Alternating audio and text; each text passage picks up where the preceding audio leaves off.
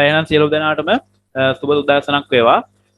හරි අපිට කතා කරන්න තියෙන්නේ අපි අවසාන වශයෙන් කතා කරලා තියෙන්නේ ශ්වසනය සම්බන්ධ කොටස. එතකොට ඒකේ අපි එදා ගිය සතියේ කාබන් ඩයොක්සයිඩ් කියන කෙනා වායුවක් විදිහට මේ ශ්වසන ක්‍රියාවලියේදී නිපද වෙනවා කියන එක තහවුරු කරගත්ත අවසානයේ පරීක්ෂණයක් කතා කරලා. එතකොට දැන් අද දවසේදී අපිට කතා කරන්න තියෙන්නේ ඒ වගේම තවත් එක්තරා විදිහක ප්‍රැක්ටිකල් එකක්. මේ ශ්වසන ක්‍රියාවලියේදී ඔක්සිජන් වායුව අවශෝෂණය වෙනවා කියන එක තහවුරු කරන්නයි අද දවසේදී අපිට ප්‍රැක්ටිකල් එක කතා කරන්න තියෙන්නේ. දැන් අපි ගිය සතියේ කතා කරුවේ මොකද්ද? කාබන් ඩයොක්සයිඩ් හැදෙනවා කියන එක ඔප්පු කරා. නේද? ශ්වසන ක්‍රියාවලියේ ප්‍රතිඵලයක් වශයෙන් කාබන් ඩයොක්සයිඩ් හැදෙනවා කියන එක අපි ගිය සතියේ ඔප්පු කරා. දැන් අද දවසේදී අපි කරන්නේ ශ්වසන ක්‍රියාවලිය සඳහා ඔක්සිජන් අවශ්‍යයි කියන එක තහවුරු කරන්න. හරිද? එතකොට අපි මේකෙදී මෙන්න මේ වගේ පරීක්ෂණ ඇටවුමක් තමයි පාවිච්චි කරන්නේ. හරිද? මේ වගේ පරීක්ෂණ ඇටවුමක් පාවිච්චි කරන්නේ. එතකොට මේකෙදී අපි ඉස්සෙල්ලා බලමු මොනවද මේ සඳහා අවශ්‍ය කරන දේවල් කියලා. මෙතනදී අපි පෙරෝහණය වන මුම් බීජ ලබා ගන්නවා. හරිද? පෙරෝහණය වන මුම් බීජ. පෙරෝහණය වන මුම් බීජ කියලා කියන්නේ මොනවද ළමයි? පැලවෙමින් තියෙන මුම් බීජ. එහෙමනේ.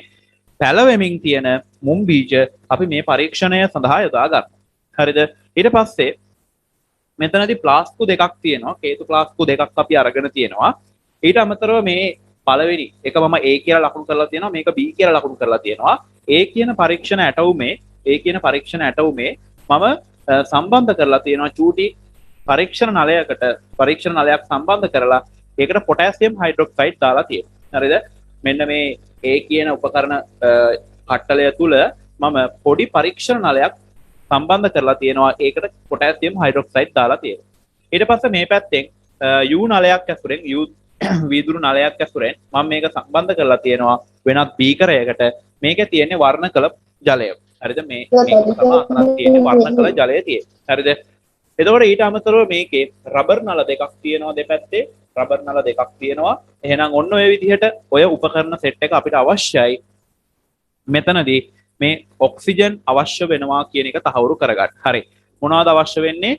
පෙරෝහණය වන මුම් බීජ, ඊට පස්සේ මේ වගේ කේතු ප්ලාස්කු දෙකක්, ඊළඟට ගත්තාම පොටෑසියම් හයිඩ්‍රොක්සයිඩ් සාම්පලයක්, ඊළඟට වර්ණ කරපු ජලය. ඒ කියන්නේ මොනවා හරි ඔය පාට කරලා තියෙන ජලය. හරිද? කුකුල් සායක් දාලා හරි නැත්නම් වෙනත් මොනවා හරි විද්‍යාගාර වර්ණකයක් දාලා හරි පාට කරගත්තු වතුර ටිකක් අපි මේකට පාවිච්චි කරනවා. හරිද? එහෙනම් ඔය විදිහට උපකරණ කට්ටලය සකස් කරගන්න ඕනේ ඉස්සල්ලාම. උපකරණ කට්ටලය ඔය විදිහට අපි සකස් කරලා දැන් මේකේ ඔක්සිජන් අවශ්‍යයි කියන එක පෙන්වගන්නේ කොහොමද අපි? පෙන්වගන්නේ කොහොමද අපි? පෙරෝහණය වන මුම් බීජ කියලා කියන්නේ ළමයි පැලවමින් තියෙන මුම් බීජ. එතකොට මෙයාලා පැලවෙනකොට ඒ පැලවීමේ ක්‍රියාවලිය සඳහා එයාලට ශක්තිය අවශ්‍ය වෙනවා. හරිද? මුම් බීජ පැලවෙනකොට පැලවෙමින් තියෙනකොට ඒ ක්‍රියාවලිය සඳහා ක්‍රියාදාමය සඳහා එයාලට ශක්තිය අවශ්‍යයි. හරිද? අන්නේ ශක්තිය ලබා ගන්නේ මෙන්න මේ මුම් බීජ තුල ගබඩා වෙලා තියෙන පෝෂක ශක්තිය බවට පරිවර්තනය වීම. හරිද? දැන් අපිට අවශ්‍ය කරන ශක්තිය අපි ලබා ගන්නේ කොහොමද? අපි ආහාර ලබා ගන්නවා. ඊට පස්සේ ඒ ආහාර අපේ දේහය තුලදී මොකද වෙන්නේ? ශක්තිය බවට පරිවර්තනය. ඒ වගේම තමයි දැන් මෙතන මේ මුම් බීජ පෙරෝහණය වෙනකොට ඒ සඳහා ශක්තිය අවශ්‍ය වෙනවා. අන්නේ ශක්තිය නිර්මාණය කරගන්නේ කොයි විදිහටද? මේ මුම් බීජ ඇතුලේ ගබඩා කරලා තියෙන පෝෂක ද්‍රව්‍ය ශක්තිය බවට පරිවර්තනය වීමෙන්. එහෙනම් මෙයාලා තුල අන්න මේ ශක්ති උත්පාදන ක්‍රියාවලිය සිද්ධ වෙනවා. එතකොට අපි දන්නවා ශක්ති උත්පාදන ක්‍රියාවලිය සඳහා දායක වෙන්නේ අපි සාමාන්‍යයෙන් පොදු සමීකරණයක් ලියන්නේ ග්ලූකෝස් ධන 6ක් ඔක්සිජන් කියලා අපි ලියන්නේ. අපි ගිය සතියේ කතා කරා මේක. ග්ලූකෝස් ධන 6ක් ඔක්සිජන් ඊට පස්සේ මෙතනදී ATP විදිහට ශක්තිය පිළියෙල වෙනවා. එහෙනම් දැන් මෙතනට ශ්වසන ක්‍රියාවලිය සඳහා ශක්ති උත්පාදන ක්‍රියාවලිය සඳහා මෙන්න කාබන් ඩයොක්සයිඩ් අවශ්‍යයි. ඔක්සිජන් අවශ්‍යයි. කාබන් ඩයොක්සයිඩ් නෙමෙයි ඔක්සිජන් අවශ්‍යයි. එහෙනම් මෙන්න මේ අවශ්‍යතාවය අපි කොයි විදිහටද තහවුරු කරන්නේ කියන එක තමයි දැන් අපි කතා කරන්න යන්නේ. එතකොට මෙතනදී මේ පෙරෝහණය වන මුම් බීජ පැලවමින් තියෙන මුම් බීජ මේ විදිහට ශක්තිය නිෂ්පාදනය කර ගැනීම සඳහා පෙළඹෙනවා. එතකොට මෙන්න මේ මුම් බීජවලට මේ ක්‍රියාවලිය සිදු කර ගැනීම සඳහා ඔක්සිජන් වායුව අවශ්‍යයි. ඇයි ශක්ති උත්පාදන ක්‍රියාවලියට මෙන්න ඔක්සිජන් සම්බන්ධ වෙලා තියෙනවා. එහෙනම් මෙන්න මේ A සහ B කියන බඳුන් දෙකේ තියෙන මේ පෙරෝහණය වන මුම් බීජ එයාලා පෙරෝහණ ක්‍රියාවලිය කරනකොට ශක්තිය නිෂ්පාදනය කර ගැනීම සඳහා ඔක්සිජන් අවශ්‍ය වෙනවා. එතකොට ඒ ඔක්සිජන් ලැබෙන්නේ කොහින්ද? ඒ ඔක්සිජන් ලැබෙන්නේ මෙන්න මේ අවට තියෙන මේ උපකරණය තුල තියෙන වාතය. මෙන්න මේ උපකරණය ඇතුලේ තියෙන වාතයෙන් තමයි ඔක්සිජන් මේ පෙරෝහණය වන මුම්බීජ විසින් ලබා ගන්න.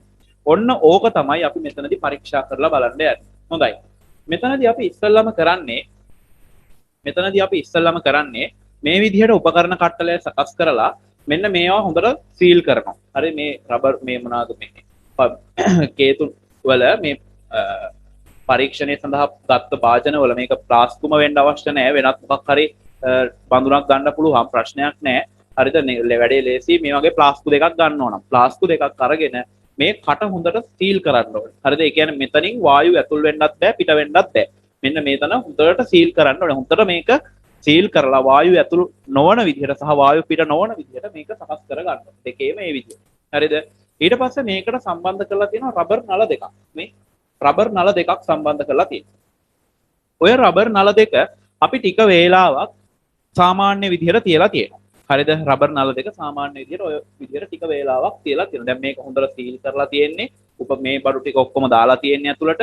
හරිද? හැබැයි මෙතන චූටි වෙනසක් තියෙනවා. ඒ තමයි මෙන්න මේ වීදුරු නලය තාම මේවයි ගිල්ලලා නැහැ. හරිද? තාම මම මේ කියන්නේ පරීක්ෂණයේ ආරම්භය ගැන. තාම මෙන්න මේ වීදුරු නලය මේ වර්ණ කළ ජලය සහිත භාජනය තුල ගිල්ලලා නැහැ. හරිද? එතකොට ඔය විදිහට දැන් මේ දෙන්න සීල් කරලා ඊට පස්සේ රබර් නලත් ඔය සාමාන්‍ය විදිහට තියලා තියෙනවා. ඊට පස්සේ ටික වෙලාවක් ගියාට පස්සේ අපි මෙන්න මේ රබර් නල අවහිර කරනවා. හරිද? මේ රබර් නල දෙකම අවහිර කරනවා. කොහොමද අවහිර කරන්නේ? අපි ක්ලිප් එකක් අරගෙන මෙන්න මේ රබර් නලය තද වෙන විදිහට ඒ ක්ලිප් එක ගහනවා. හරිද? මේ රබර් නලය තද වෙන විදිහට මේ ක්ලිප් එකක් ගහගන්න. ඒ ක්ලිප් එක ගහපුවාම මොකද වෙන්නේ? මෙන්න මේ රබර් නලය දැන් මේක බටයක් වගේ රබර් බටයක් වගේ තියෙන්නේ. එහෙම තියෙන්නේ. එතකොට මේකේ මැද්දෙන් අපි ගහනවා ක්ලිප් එකක්. ක්ලිප් එකක් ගහපුවාම මේක මොකද වෙන්නේ? අවහිර වෙනවා.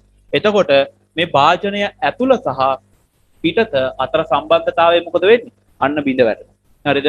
අපි මේ ක්ලිප් එක තද කරපුවාම ක්ලිප් එක අවහිර කරපුවාම මොකද වෙන්නේ? මේ භාජනයේ ඇතුළ සහ බාහිර පරිසරය අතර තියෙන සම්බන්ධතාවය අන්න බිඳ වැටෙනවා. හරිද? ඒ විදිහටම මෙයාගේ අපි මේ රබර් නලයේ ක්ලිප ආධාරයෙන් වහලා දානවා. මම කියපේක පැහැදිලිද? හරි. ඊට පස්සේ කරන වැඩේ තමයි ඔය රබර් නල දෙක ක්ලිප් ආධාරයෙන් වහලා ඒත් එක්කම මෙන්න මේ වීදුරු නලය අපි වර්ණ කරපු ජලය සහිත භාජනයේ ගිල්ලනවා. හරිද? ඒත් එක්කම මොකද කරන්නේ? අර වර්ණ කළ ජලය සහිත භාජනය තුල මෙන්න මේ වීදුරු නල දෙක ගිල්ලනවා. හරිද? ඊට පස්සේ බලාගෙන ඉන්නවා මොකද වෙන්නේ කියලා. මෙන්න මේ පද්ධතිය මොනවා හරි අපි දකින්නවද නිරීක්ෂණයක් මොකක් හරි වෙනස්කමක් සිද්ධ වෙනවද කියලා අපි චුට්ටක් වෙලා බලාගෙන ඉන්නවා. ටික වෙලාවක් බලාගෙන ඉද්දි අපිට දෙයක් දකින්න ලැබෙනවා. හරිද? ටික වෙලාවක් අපි මේක දිහා බලාගෙන ඉන්නකොට අපිට දෙයක් දකින්න ලැබෙනවා. මොකක්ද ඒ තමයි මෙන්න මේ වීදුරු නල දිගේ ටික මේ උඩට මේ පාට කරපු ජලය ගමන් කරනවා. හරිද? මේ වීදුරු නලය දිගේ ටික උඩට ගමන් කරනවා. අන්න මේ වාජනය තුල තියෙන පාට කරපු ජලය. ඒ කඩි කඩි යන්නේ.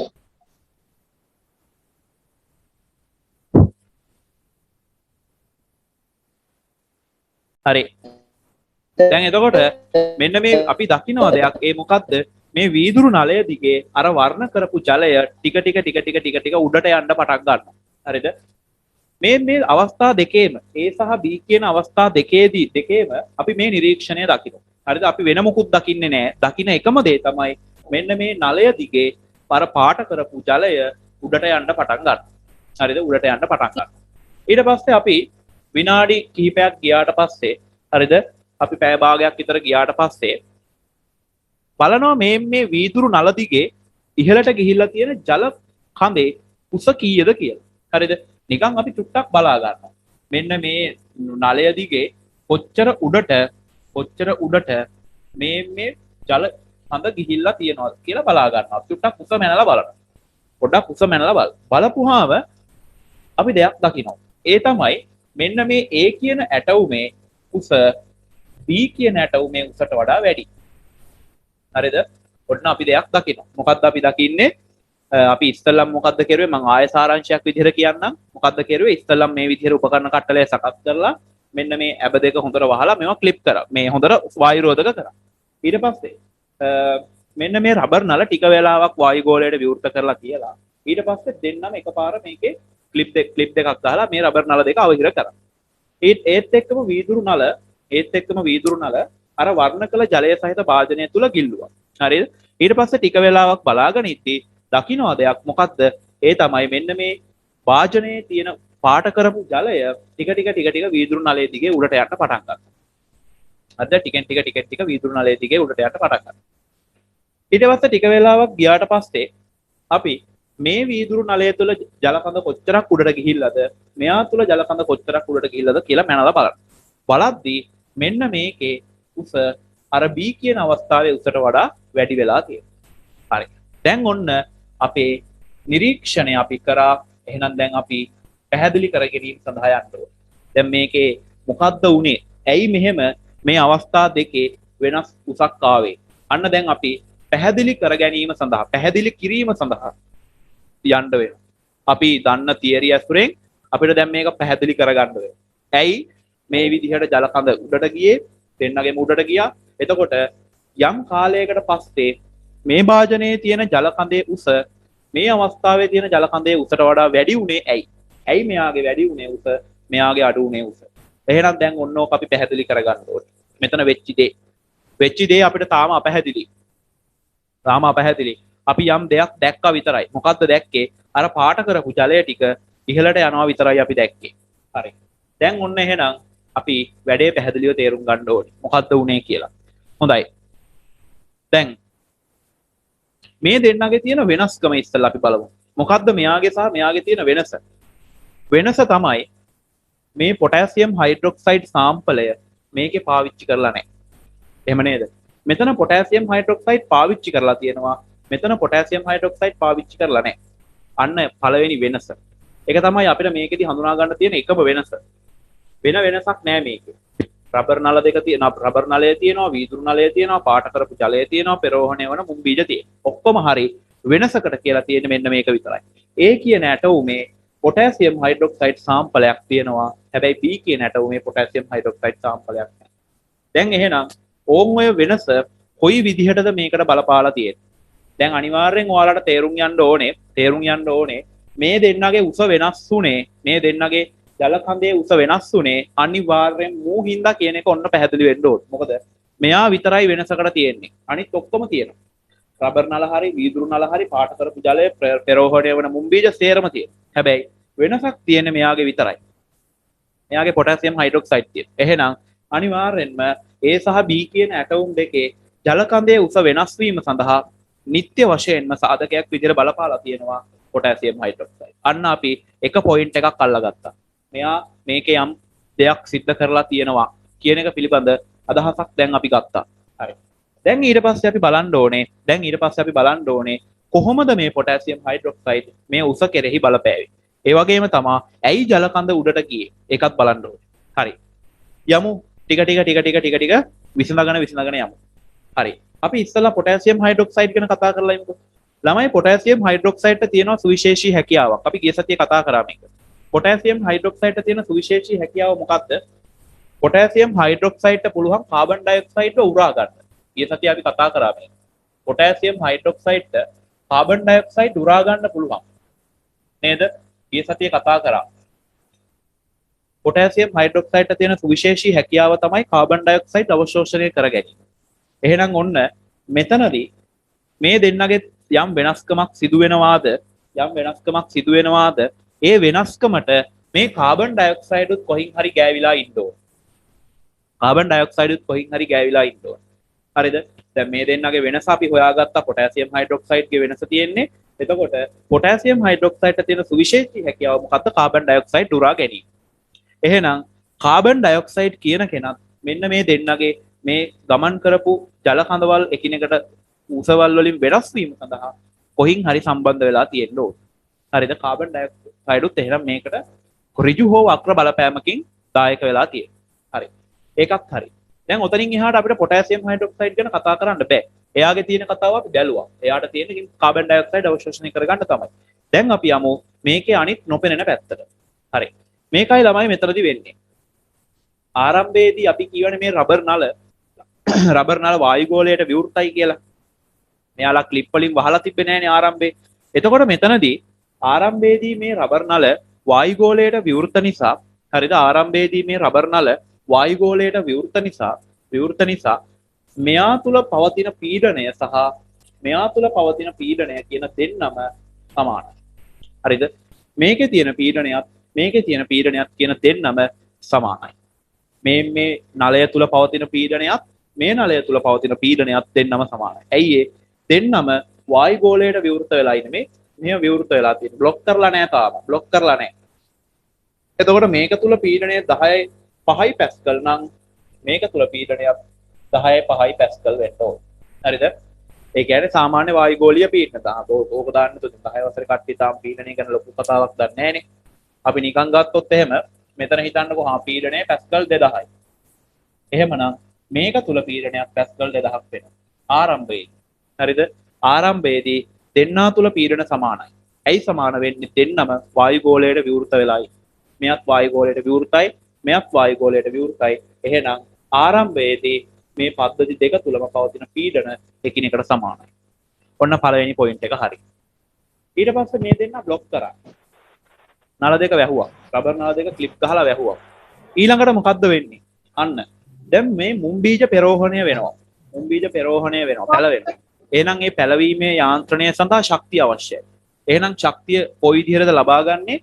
ග්ලූකෝස් මේ මුම්බීජ ඇතුලේ තියෙන පෝෂක ඔක්සිජන් එක්ක ප්‍රතික්‍රියා කරලා ATP ශක්තිය බවට පත් කරනවා.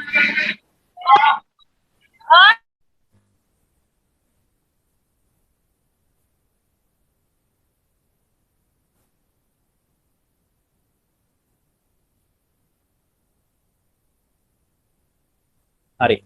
එහෙනම් මේ මුම්බීජ තුල ගබඩා වෙලා තියෙන පෝෂක මොකද වෙන්නේ? පරිවර්තනය වෙනවා ශක්තිය බවට. එතකොට ඒ සඳහා ඔක්සිජන් කියන කෙනා මෙයාට අවශ්‍යයි. හරි. ඒ සඳහා ඔක්සිජන් කියන කෙනා අවශ්‍යයි. දැන් කොහින්ද ළමයි ඔක්සිජන් ගන්නෙ?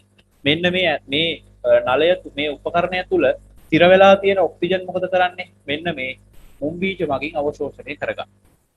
මුම්බීජ මගින් මේ උපකරණය ඇතුලේ තියෙන මේ හේතු ප්ලාස්කුව ඇතුලේ තියෙන ඔක්සිජන් අවශෝෂණය කරගන්න. මේකට උරා ගන්නවා ඇතුලට. හරි.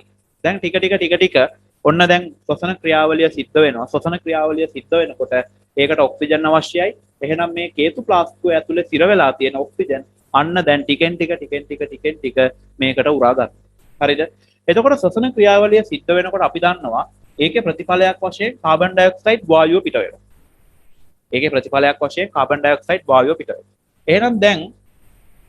එහෙනම් දැන් මෙයාලා ඔක්සිජන් අවශෝෂණය කරගන්නකොට අනිත් පැත්තෙන් ශ්වසන ක්‍රියාවලිය සිද්ධ වෙලා කාබන් ඩයොක්සයිඩ් වායුව මොකද වෙන්නේ? නිදහස් වෙනවා. හරි නේද? මෙයාලා මේක ඇතුලේ තියෙන ඔක්සිජන් අවශෝෂණය කරගන්නකොට ශ්වසන ක්‍රියාවලිය සිද්ධ වෙලා අනිත් පැත්තෙන් කාබන් ඩයොක්සයිඩ් නැවත නිදහස් වෙනවා. ඇයි ඒ? ශ්වසන ක්‍රියාවලිය ප්‍රතිඵලයක් වශයෙන් කාබන් ඩයොක්සයිඩ් වායුව හැදෙනවා. එහෙනම් මුම්බීජ ඔක්සිජන් උරා ගන්නවා. ශ්වසන ක්‍රියාවලිය ප්‍රතිඵලයක් වශයෙන් හැදෙන කාබන් ඩයොක්සයිඩ් මුදාහරි. හරිද? එහෙනම් ඔන්න ඔය විදිහට ඔක්සිජන් උරා ගැනීම සහ කාබන් ඩයොක්සයිඩ් නිදහස් කිරීම මෙතනදී සිද්ධ වෙනවා. හරි. දැන් එතකොට මෙතන කාබන් ඩයොක්සයිඩ් කියන කෙනාගේ මේ ඒ අවස්ථාවේ පොඩි දෙයක් වෙනවා. මොකද්ද වෙන්නේ? මේ උපකරණේ මේ හේතු ප්ලාස්කුව තුළට මුදා හැරෙන කාබන් ඩයොක්සයිඩ් මොකද වෙන්නේ? මේ හේතු ප්ලාස්කුව තුළට මුදා හැරෙන කාබන් ඩයොක්සයිඩ් මෙයා අල්ල ගන්නවා මේ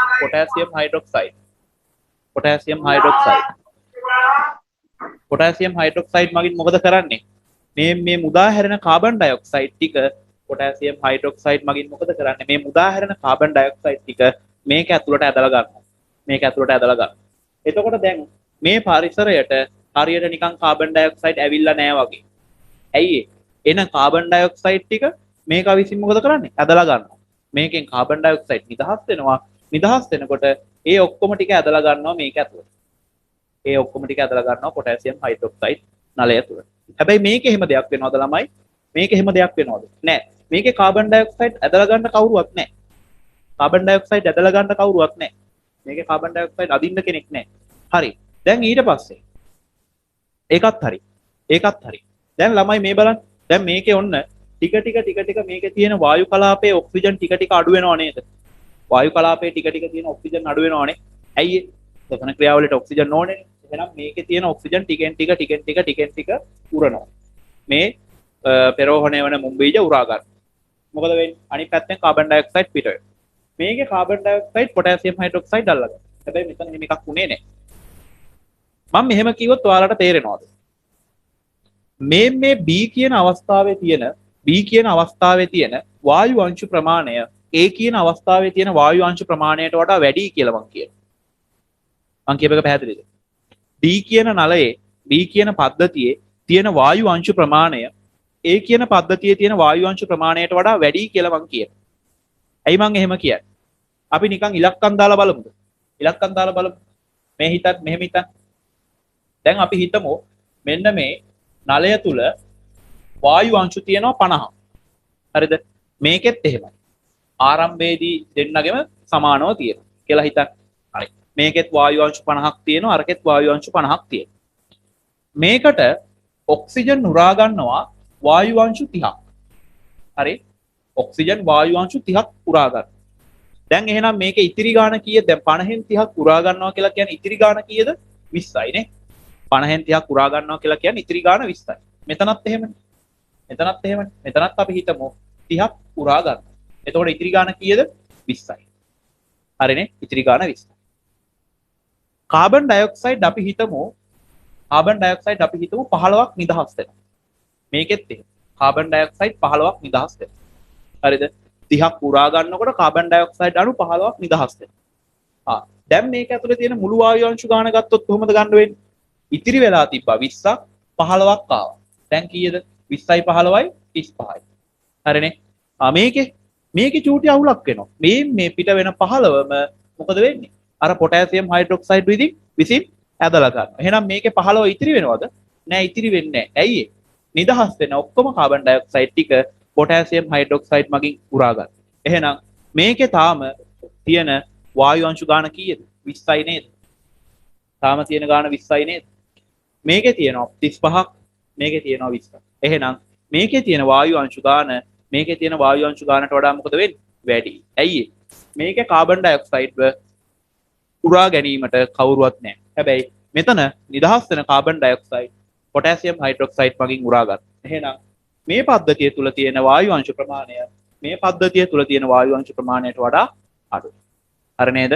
B කියන එකේ වායු අංශු ගාන වැඩි. ඔන්න එහෙනම් ඒක හරි. හරි. වායු අංශු ගාන මේකේ වැඩි කියලා මම ඔන්න දැන් ඉලක්කම් දාලා කියලා දුන්නා. හරි. මම ඕකේ ඉලක්කම් දැම්මේ වෙන හේතුවක් නිසා නෙමෙයි, නැත්නම් නිකන් කියවොත් තේරෙන්නේ නැහැ ඕක. හරි. මම ඉලක්කම් දාලාම ඔන්න කීවා දැන්. දැන් ඒක කතාව හරි. මෙයා ඔක්සිජන් අවශෝෂණය කරනවා, කාබන් ඩයොක්සයිඩ් මුදා හරි. හරි. ඉලක්කම් කතාව දැන් ඒක හරි. දැන් ඊළඟට. දැන් අපි කතා කරන්න යන්නේ ඇයි මේ වතුර ජල කඳ උඩට ගියේ කියන එකනේ. හරි. ළමයි මෙතන තියෙන වායු අංශු ගාන ගානට වඩා වැඩි. B කියන එකේ වායු අංශු ගාන වැඩි. එතකොට මේක ඇතුලේ පීඩනයක් මොකද වෙන්නේ? අර B කියන එකේ පීඩනයක් මොකද වෙන්නේ? වැඩි. මම ඔයාලට ගිය සතියේත් කියලා දුන්නේ වායු අංශු ප්‍රමාණය වැඩි නම් පීඩනයක් මොකද වෙන්නේ? මේකේ තිබ්බා 35ක්, මේකේ තිබ්බා 20ක්. මම අර ඉස්සලා ඉලක්කම් දාලා ගත්ත එක ගන්න. මේකේ 35ක් තිබ්බා, මේකේ 20ක් තිබ්බා. එහෙනම් මේ නලය මේ පද්ධතිය තුල තියෙන වායු අංශු ප්‍රමාණය වැඩි නිසා ඒ නලය පද්ධතිය තුල පීඩනයත් වැඩි. හරිද? මේ පද්ධතිය තුල පීඩනයත් වැඩි. මේ පද්ධතිය තුල පීඩනය අඩුයි. දැන් අපි දන්නවා පීඩනය අඩු තැනට මොකද වෙන්නේ? පීඩනය වැඩි තැන ඉඳන් පීඩනය අඩු තැන දක්වා වාත ධාරාවක් ගලා යනවානේ. වාත ධාරාවක් ගලා යනවා. එහෙමනේ. දැන් අපි අර ගිය සතිය අර කාලගුණ කතාවක් මම කියලා දුන්නේ. එතකොට අඩු පීඩන තත්ත්වයක් හටගත්ත තැන මේ අඩු පීඩන තත්ත්වයක් හටගත්තු ගමන් මොකද වෙන්නේ? වැඩි පීඩනයක් තියෙන තැන ඉඳන් අර අඩු පීඩනයක් තියෙන තැනට අංශු ගලාගෙන යාම සිද්ධ වෙනවා. එතකොට මේකෙත් ඒ වැඩි වෙනවා. මෙතන ආරම්භයේ දෙන්නගෙම අංශු 50 ගානේ තිබ්බා. වායු අංශු 50 ගානේ තිබ්බා. දෙන්නගෙම සමාන ගානක් තිබ්බනේ. එතකොට දෙන්නගෙම පීඩන සමාන වෙලා තිබ්බේ. මොකද මෙයාගෙත් 50යි මෙයාගෙත් 50යි. එහෙනම් අංශු ගාන සමානයි කියන්නේ මුන් දෙන්න ඇතුලේ තියෙන පීඩන සමානයි. හැබැයි ටික වෙලාවක් යනකොට මෙයාගේ අංශු ගාන 35 දක්වා අඩු වුණා. මෙයාගේ අංශු ගාන 20 දක්වා අඩු වුණා. ටික වෙලාවක් යනකොට මෙයාගේ අංශු ගාන 35 බවටත් මෙයාගේ අංශු ගාන 20 බවටත් අඩු වුණා. එහෙනම් මෙයාගේ පීඩණයට වඩා මෙයාගේ පීඩණය දැන් ගොඩක් අඩු වෙලා තියෙනවා. නේද? අරයාගේ දෙන්නගෙම 50 ගානේ තිබ්බේ. මෙයාගේ 35ට අඩු වෙද්දී මෙයාගේ 20ට අඩු වුණා. හරිනේ? දැන් එහෙනම් මේක ඇතුලේ පීඩණය මුටත් වඩා අනිවාර්යෙන් මොකද වෙන්න ඕනේ? අඩු වෙන්න ඕනේ.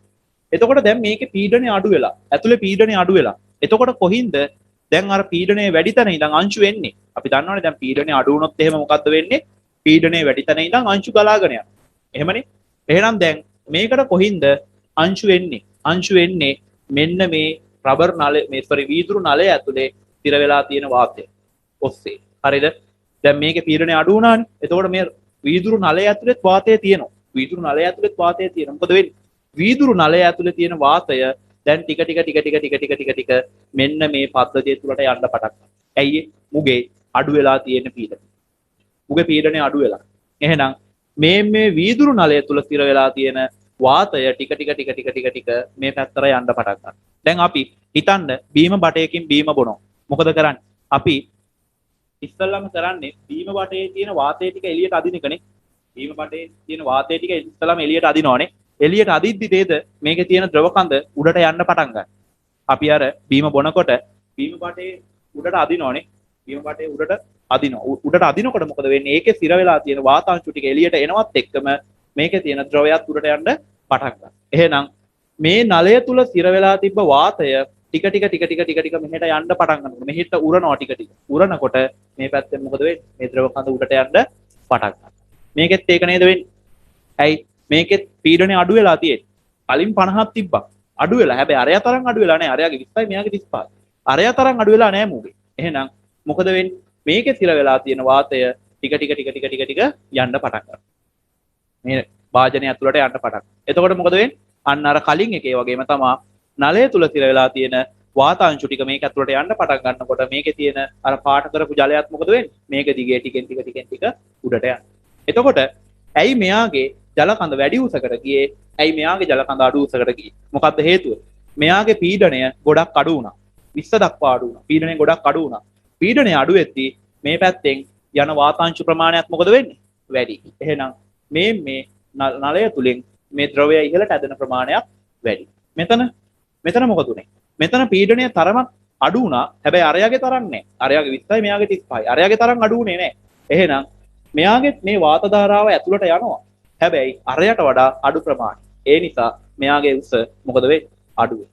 එහෙනම් ඔන්න ඔය නිරීක්ෂණය අසුරෙන් අපිට පුළුවන් ඔන්න ඔය නිරීක්ෂණය අසුරෙන් මෙන්න මේ ශ්වසන ක්‍රියාවලිය සඳහා ඔක්සිජන් අවශ්‍යයි කියන එක පෙන්눔 කරන්න. හරිද? පැහැදිලිද කියලා දීපු එක? මට කියන්න තේරුණාද කියලා? ඔන්න ඕක තමයි මේකේ ප්‍රැක්ටිකල් එක. මේකෙන් අපිට ගන්න තියෙන දේ. කොහොමද හැමෝම කියන්න ඕනේ. පිට එකක් හරි තේරුම් නැති කෙනෙක් ඉන්නවා නම් අහන්න. එහෙනම් ඔය විදිහට අපිට පුළුවන් මෙන්න මේකේ ඔක්සිජන් වායුව මේ සඳහා දායක වෙනවා කියලා පෙන්නන. මොකද ඔක්සිජන් වායුව මෙතනට ඕනේනේ. ඕනේ ඔක්සිජන් වායුව තමයි අර රබර් නලය තුලින් වීදුරු නලය තුලින් ඇදලා ගත්තේ. මේක ඇතුලේ තිර වෙලා තිබ්බ ඔක්සිජන් තමයි ටික පල්ලෙහාට ඇද්දේ. ඒ ඇදපු නිසා තමයි අර පැත්තෙන් ද්‍රව කඳ ඉහළට යන්න පටන් ගත්තේ. හරි. ළමයි ඉක්මනට කියන්න. මට කියලා මේ කියන්නකො තේරුණාද කියලා?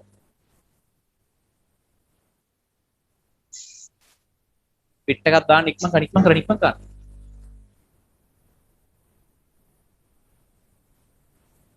කවුරු හරි තේරුම් නැති කෙනෙක් ඉන්නවා නම් ඒත් කියන්න.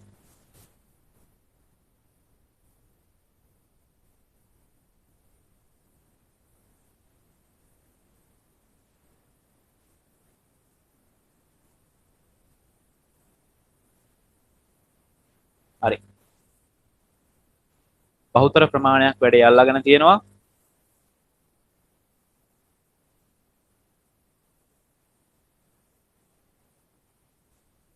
හොඳයි. එහෙනම් අපි ලියමු. ලියන්න කලින් රූපය අඳින්න.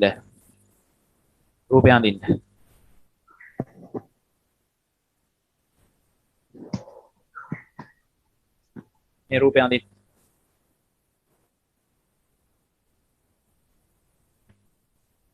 සර් බොදේ දඳින්නේ ටියුට් එකේ යන්දින්නේ. ටියුට් එකේ ඇයි ඔය 7 වෙනි පිටුවේ ඉඩ තියෙන්නේ? ශ්වසනයේදී ඔක්සිජන් අවශෝෂණය කරන බව පරීක්ෂණාත්මකව තහවුරු කිරීම කියලා. මොන ලෝකේ ඉන්නවද මන්ද? ඉක්මනට ඇඳ ගන්න රූපේ 7 වෙනි පිටුවේ.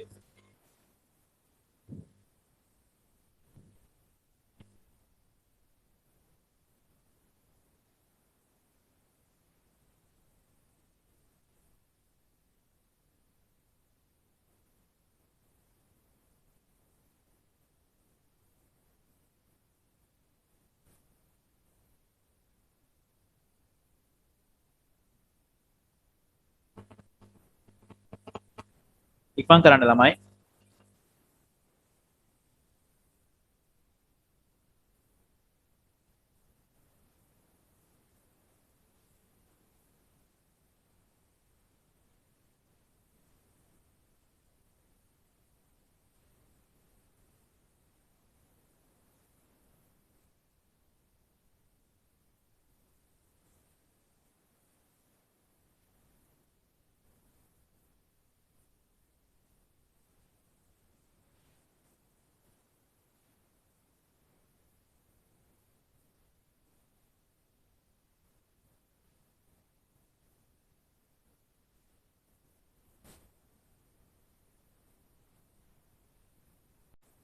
හරි. ළමයි එහෙනම් අපි මේක ලියමු. දැන් රූපය අඳගත්තනේ. හරි. ලියන්න එහෙනම් මෙහෙම. ලියන්න එහෙනම් මෙහෙම. අවශ්‍ය ද්‍රව්‍ය. අවශ්‍ය ද්‍රව්‍ය.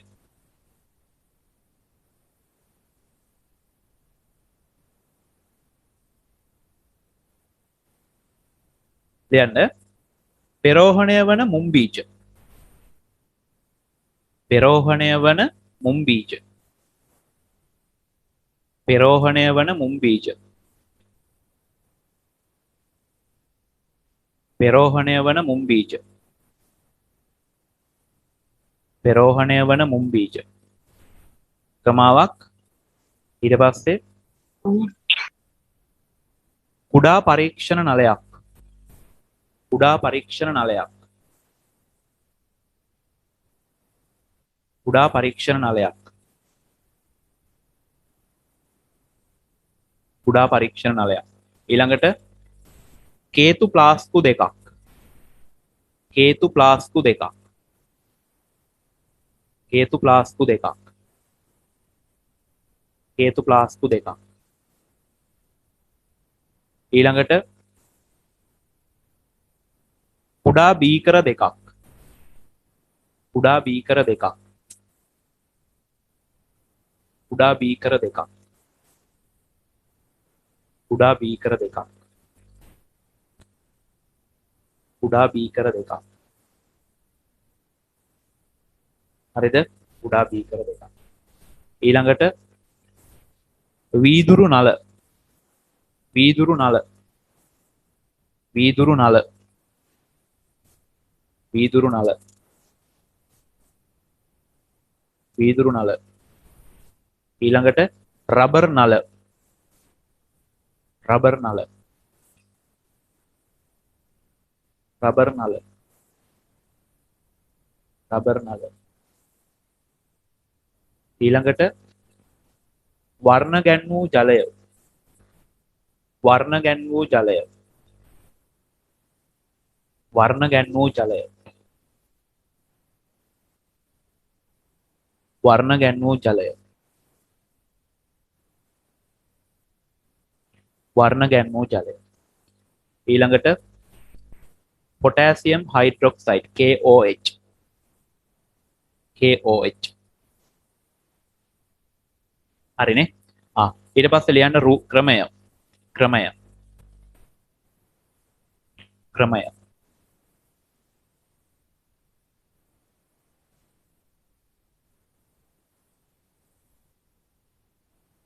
ක්‍රමය.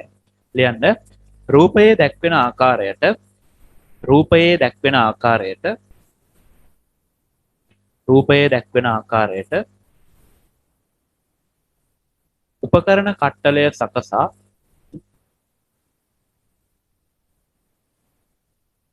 උපකරණ කට්ටලය සකසා රූපයේ දැක්වෙන ආකාරයට උපකරණ කට්ටලය සකසා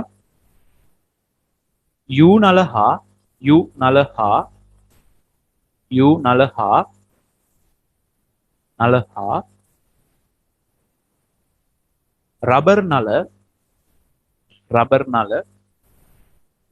රබර් නල ෆ්ලාස්කු වලට සම්බන්ධ කර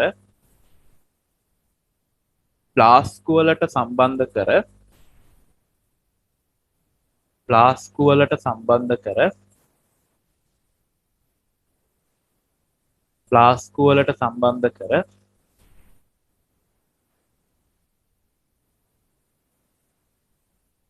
ෆ්ලාස්කු වලට සම්බන්ධ කර සම්බන්ධ කර සම්බන්ධ කර ෆ්ලාස්කු වලට සම්බන්ධ කර ඇබය හොඳින් වසන්න ඇබය හොඳින් වසන්න ඇබය හොඳින් වසන්න හොඳින් වසන්න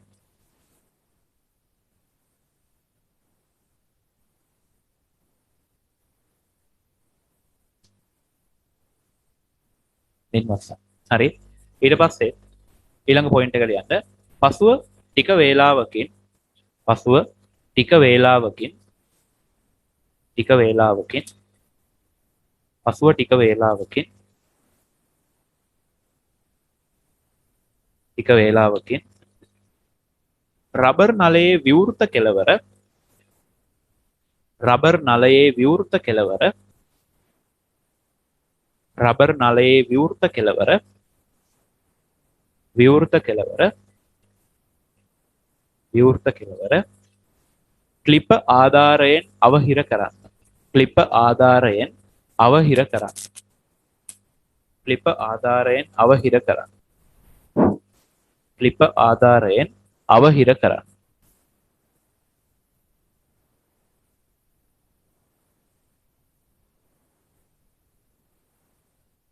අවහිර කරන්න ඊළඟ පොයින්ට් එක යු නලය යු නලය යු නලය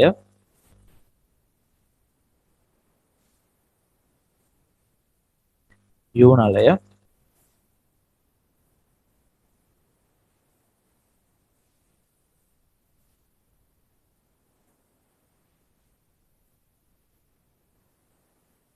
යු නලය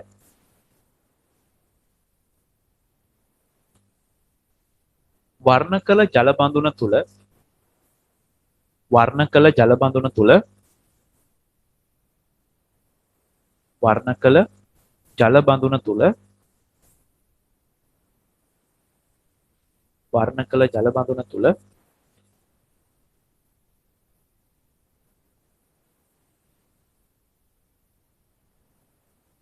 ජල බඳුන තුල ගිල්වන්න ගිල්වන්න ගිල්වන්න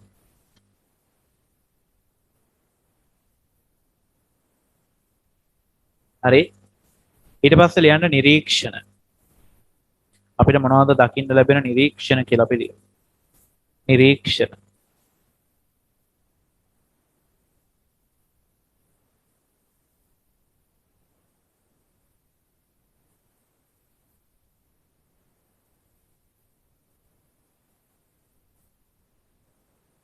නිරීක්ෂණ ලියන්න පළවෙනි එක දිගටම ලියන්න මෙහෙම පළවෙනි පොයින්ට් එක ලියන්න මෙහෙම නිරීක්ෂණ කියලා පළවෙනි පොයින්ට් එක ආරම්භයේදී ප්ලාස්කු තුල පීඩනය ආරම්භයේදී ප්ලාස්කු තුල පීඩනය ප්ලාස්කු තුල පීඩනය ප්ලාස්කු තුල පීඩනය ආරම්භයේදී ප්ලාස්කු තුල පීඩනය බාහිර වායුගෝලීය පීඩනයට සමානව පවතින අතර බාහිර වායුගෝලීය පීඩනයට බාහිර වායුගෝලීය පීඩනයට බාහිර වායුගෝලීය පීඩනයට සමානව පවතින අතර සමානව පවතින අතර සමානව පවතින අතර රබර් නල රබර් නල රබර් නල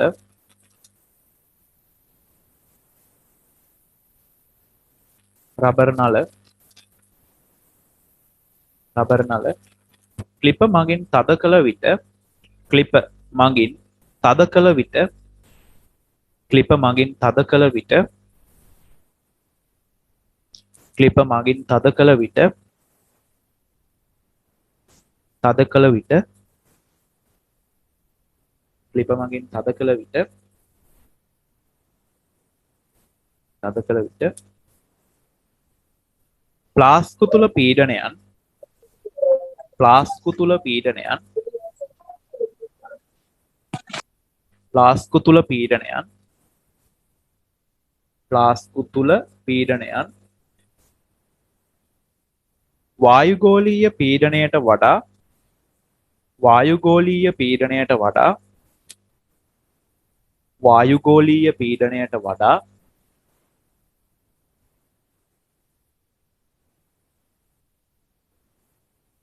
වායුගෝලීය පීඩනයට වඩා වෙනස් වේ වෙනස් වේ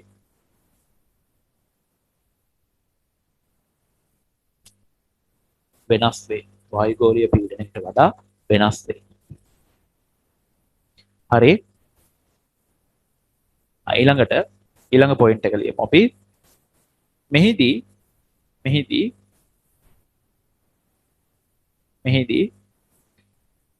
ඒ පරීක්ෂණ ඇටවුමේ ඇති ඒ පරීක්ෂණ ඇටවුමේ ඇති ඒ පරීක්ෂණ ඇටවුමේ ඇති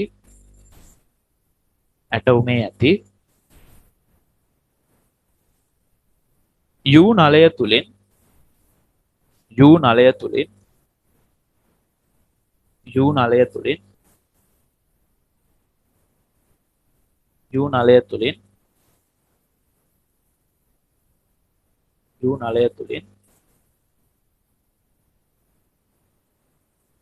ක්‍රමයෙන් ඉහළට ජලය ගමන් කරන බවත් ක්‍රමයෙන් ඉහළට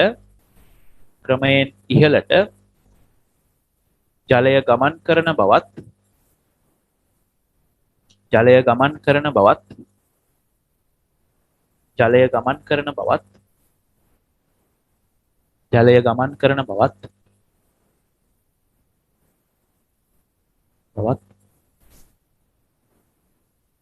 B ඇටවුමේ ඇති B ඇටවුමේ ඇති B ඇටවුමේ ඇති U නලය තුලින් U නලය තුලින්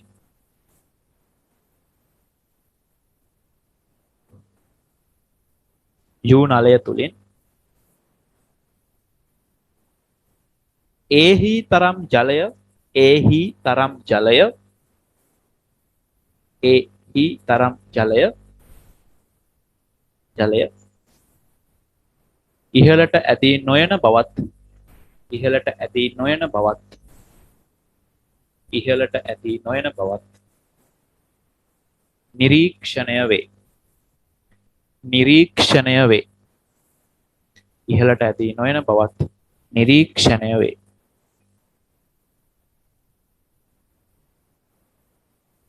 නිරීක්ෂණය වේ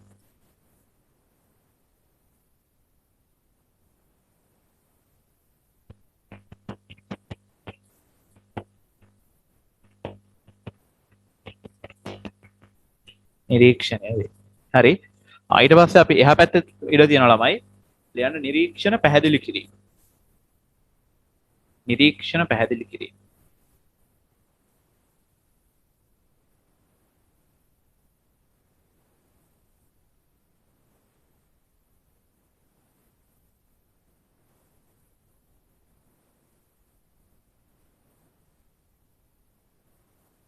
නිරීක්ෂණ පැහැදිලි කිරීම හරි ලියමු හරියනි පොයින්ට් එක ලියන්න පද්ධති දෙක තුලම පවතින පද්ධති දෙක තුලම පවතින පද්ධති දෙක තුලම පවතින පද්ධති දෙක තුලම පවතින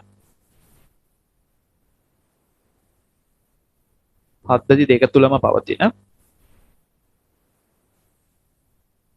බීජ ශ්වසනය සිදු කරන අතර ශ්වසනය සිදු කරන අතර ශ්වසනය සිදු කරන අතර ශ්වසනය සිදු කරන අතර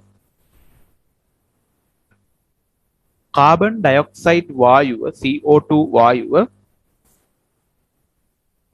පිට කරයි CO2 වායුව පිට කරයි CO2 වායුව පිට කරයි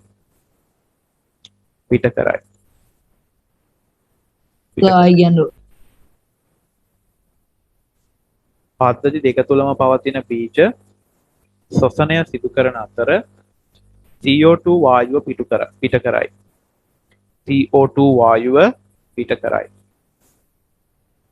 CO2 වායුව පිට කරයි කාබන් ඩයොක්සයිඩ් පිට කරයි ඒ පද්ධතිය තුල ඇති ඒ පද්ධතිය තුල ඇති ඒ පද්ධතිය තුල ඇති ඒ පද්ධතිය තුල ඇති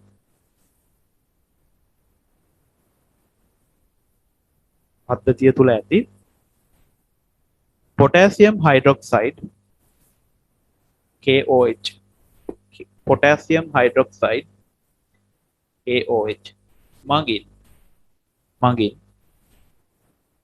potassium hydroxide මගින්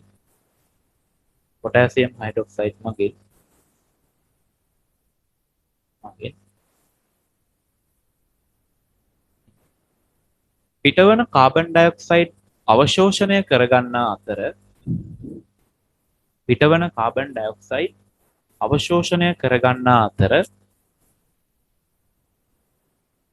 අවශෝෂණය කරගන්නා අතර අවශෝෂණය කරගන්නා අතර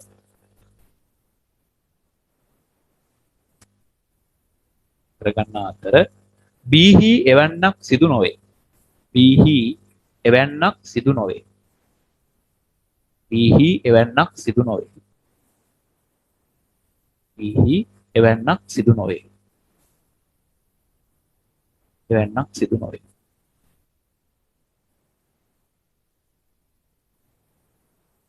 එවන්නක් සිදු නොවේ හරි එවන්නක් සිදු නොවේ එබැවින්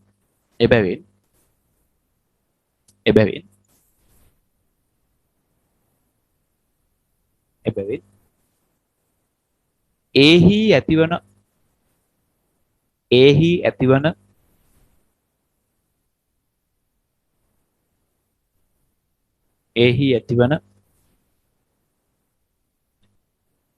හිස්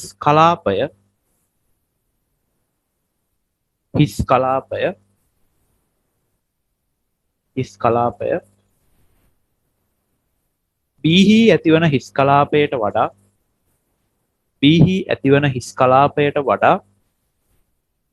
ඒහි ඇතිවන හිස් කලාපය බීහි ඇතිවන හිස් කලාපයට වඩා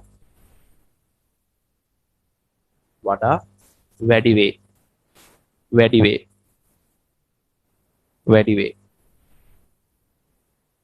වේ මේ නිසා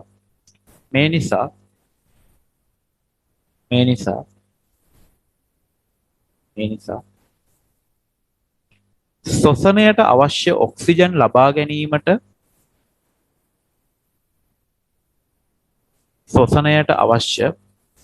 ඔක්සිජන් O2 ලබා ගැනීම සඳහා ශ්වසනයට අවශ්‍ය ඔක්සිජන් ලබා ගැනීම සඳහා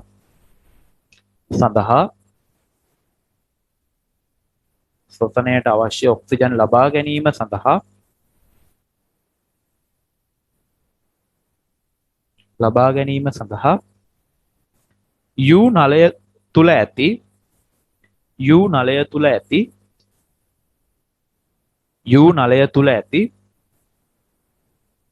U නලය තුල ඇති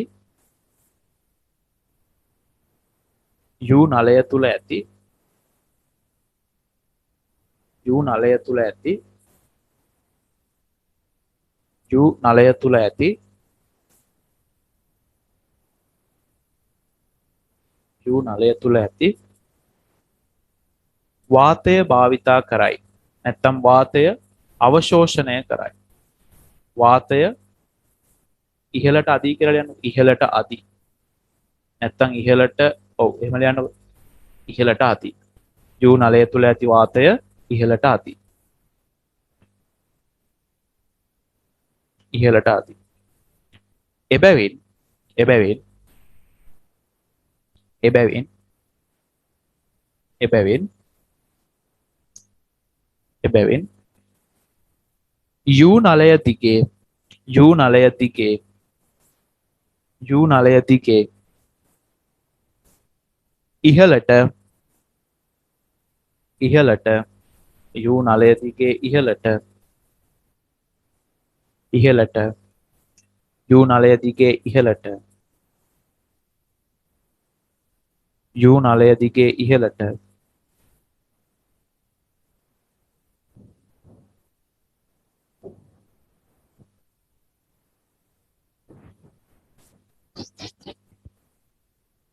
යූ නලය දිගේ ඉහළට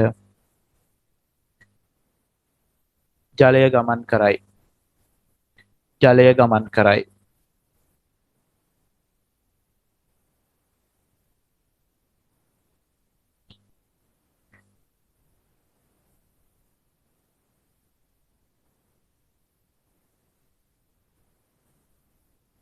හරි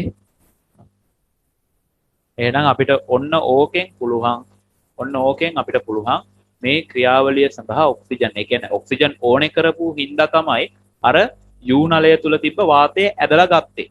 එතකොට ඒ ඔක්සිජන් අවශ්‍ය නිසා. ඔක්සිජන් අවශ්‍ය වුනේ නැත්නම් උතන ප්‍රශ්නයක් වෙන්නේ නැහැ. හරිද?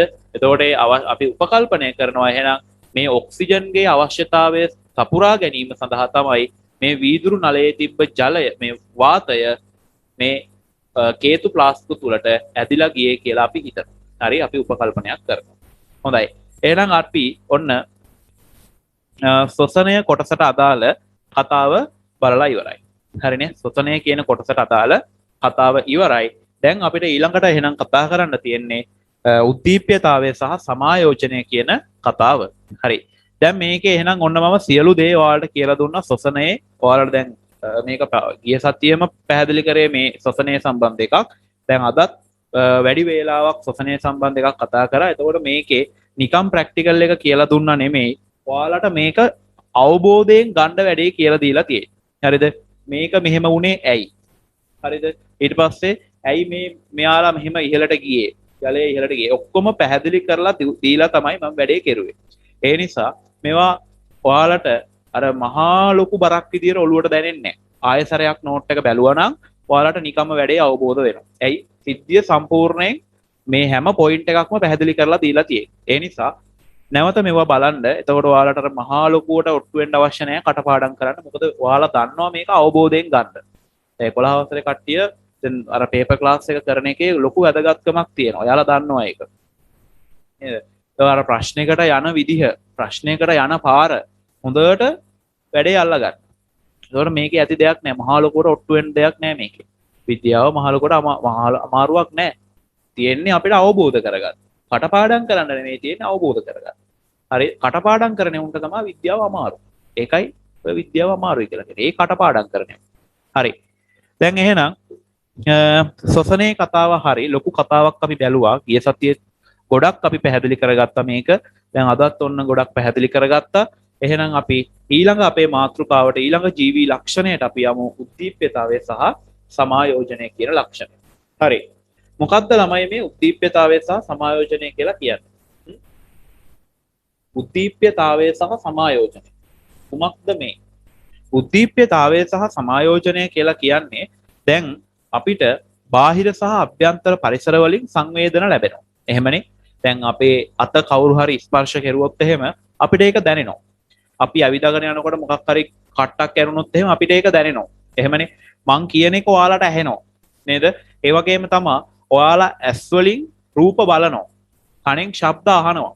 ඊට පස්සේ ඔයාලගේ දිවට රසයන් දැනෙනවා. ලුණු රස, තිත්ත රස, ඇඹුල් රස, පැණි රස ඔය ආදී වශයෙන් ඔයාලගේ දිවට රසය දැනෙනවා. හරිද? ඊට පස්සේ ඔයාලට ගඳ සුවඳ දැනෙනවා. ඒ වගේම ඔයාලට බඩගින්න දැනෙනවා. නිදිමත දැනෙනවා. එතකොට අන්න ඒ කියන බාහිර සහ අභ්‍යන්තර තොරතුරු අපිට ගන්න පුළුවන් නේ. අපිට ඒවා දැනෙනවා, සංවේදනය වෙනවා. දැන් අපිට බඩගිනි වුණාම අපිට ඒක දැනෙනවා. අන්න අභ්‍යන්තර තොරතුරක් ඒක. අපිට නිදිමත එනකොට අපිට ඒක දැනෙනවා. ඔයාලට නම් හැම වෙලාවෙම නිදිමතනේ පැය 24ම කොච්චර නිදාගත්තත් නිදිමතනේ. එහෙමනේ. හරි. දැන් එතකොට අන්න අපිට අභ්‍යන්තර පරිසරයේ තොරතුරු ලැබෙනවා. ඊට පස්සේ අපි හිතමුකෝ බල්ලෙක් කෑ ගහනවා. අන්න අපිට බාහිර පරිසරයෙන් තොරතුරක් ලැබෙනවා. නේ? නැත්තම් ඔයාට කවුරු හරි අඬ ගහනවා. කවුරු අපි හිතමු අම්මා කතා කරනවා. මොකක් හරි වැඩකට කතා කරනවා. එහෙනම් අන්න බාහිර පරිසරයේ තොරතුරක් ඔයාට ලැබෙනවා. ඔයා ඇවිදාගෙන යනවා. ඇවිදාගෙන යනකොට ඔයාගේ කකුලේ ඇනෙනවා කට්ටක්.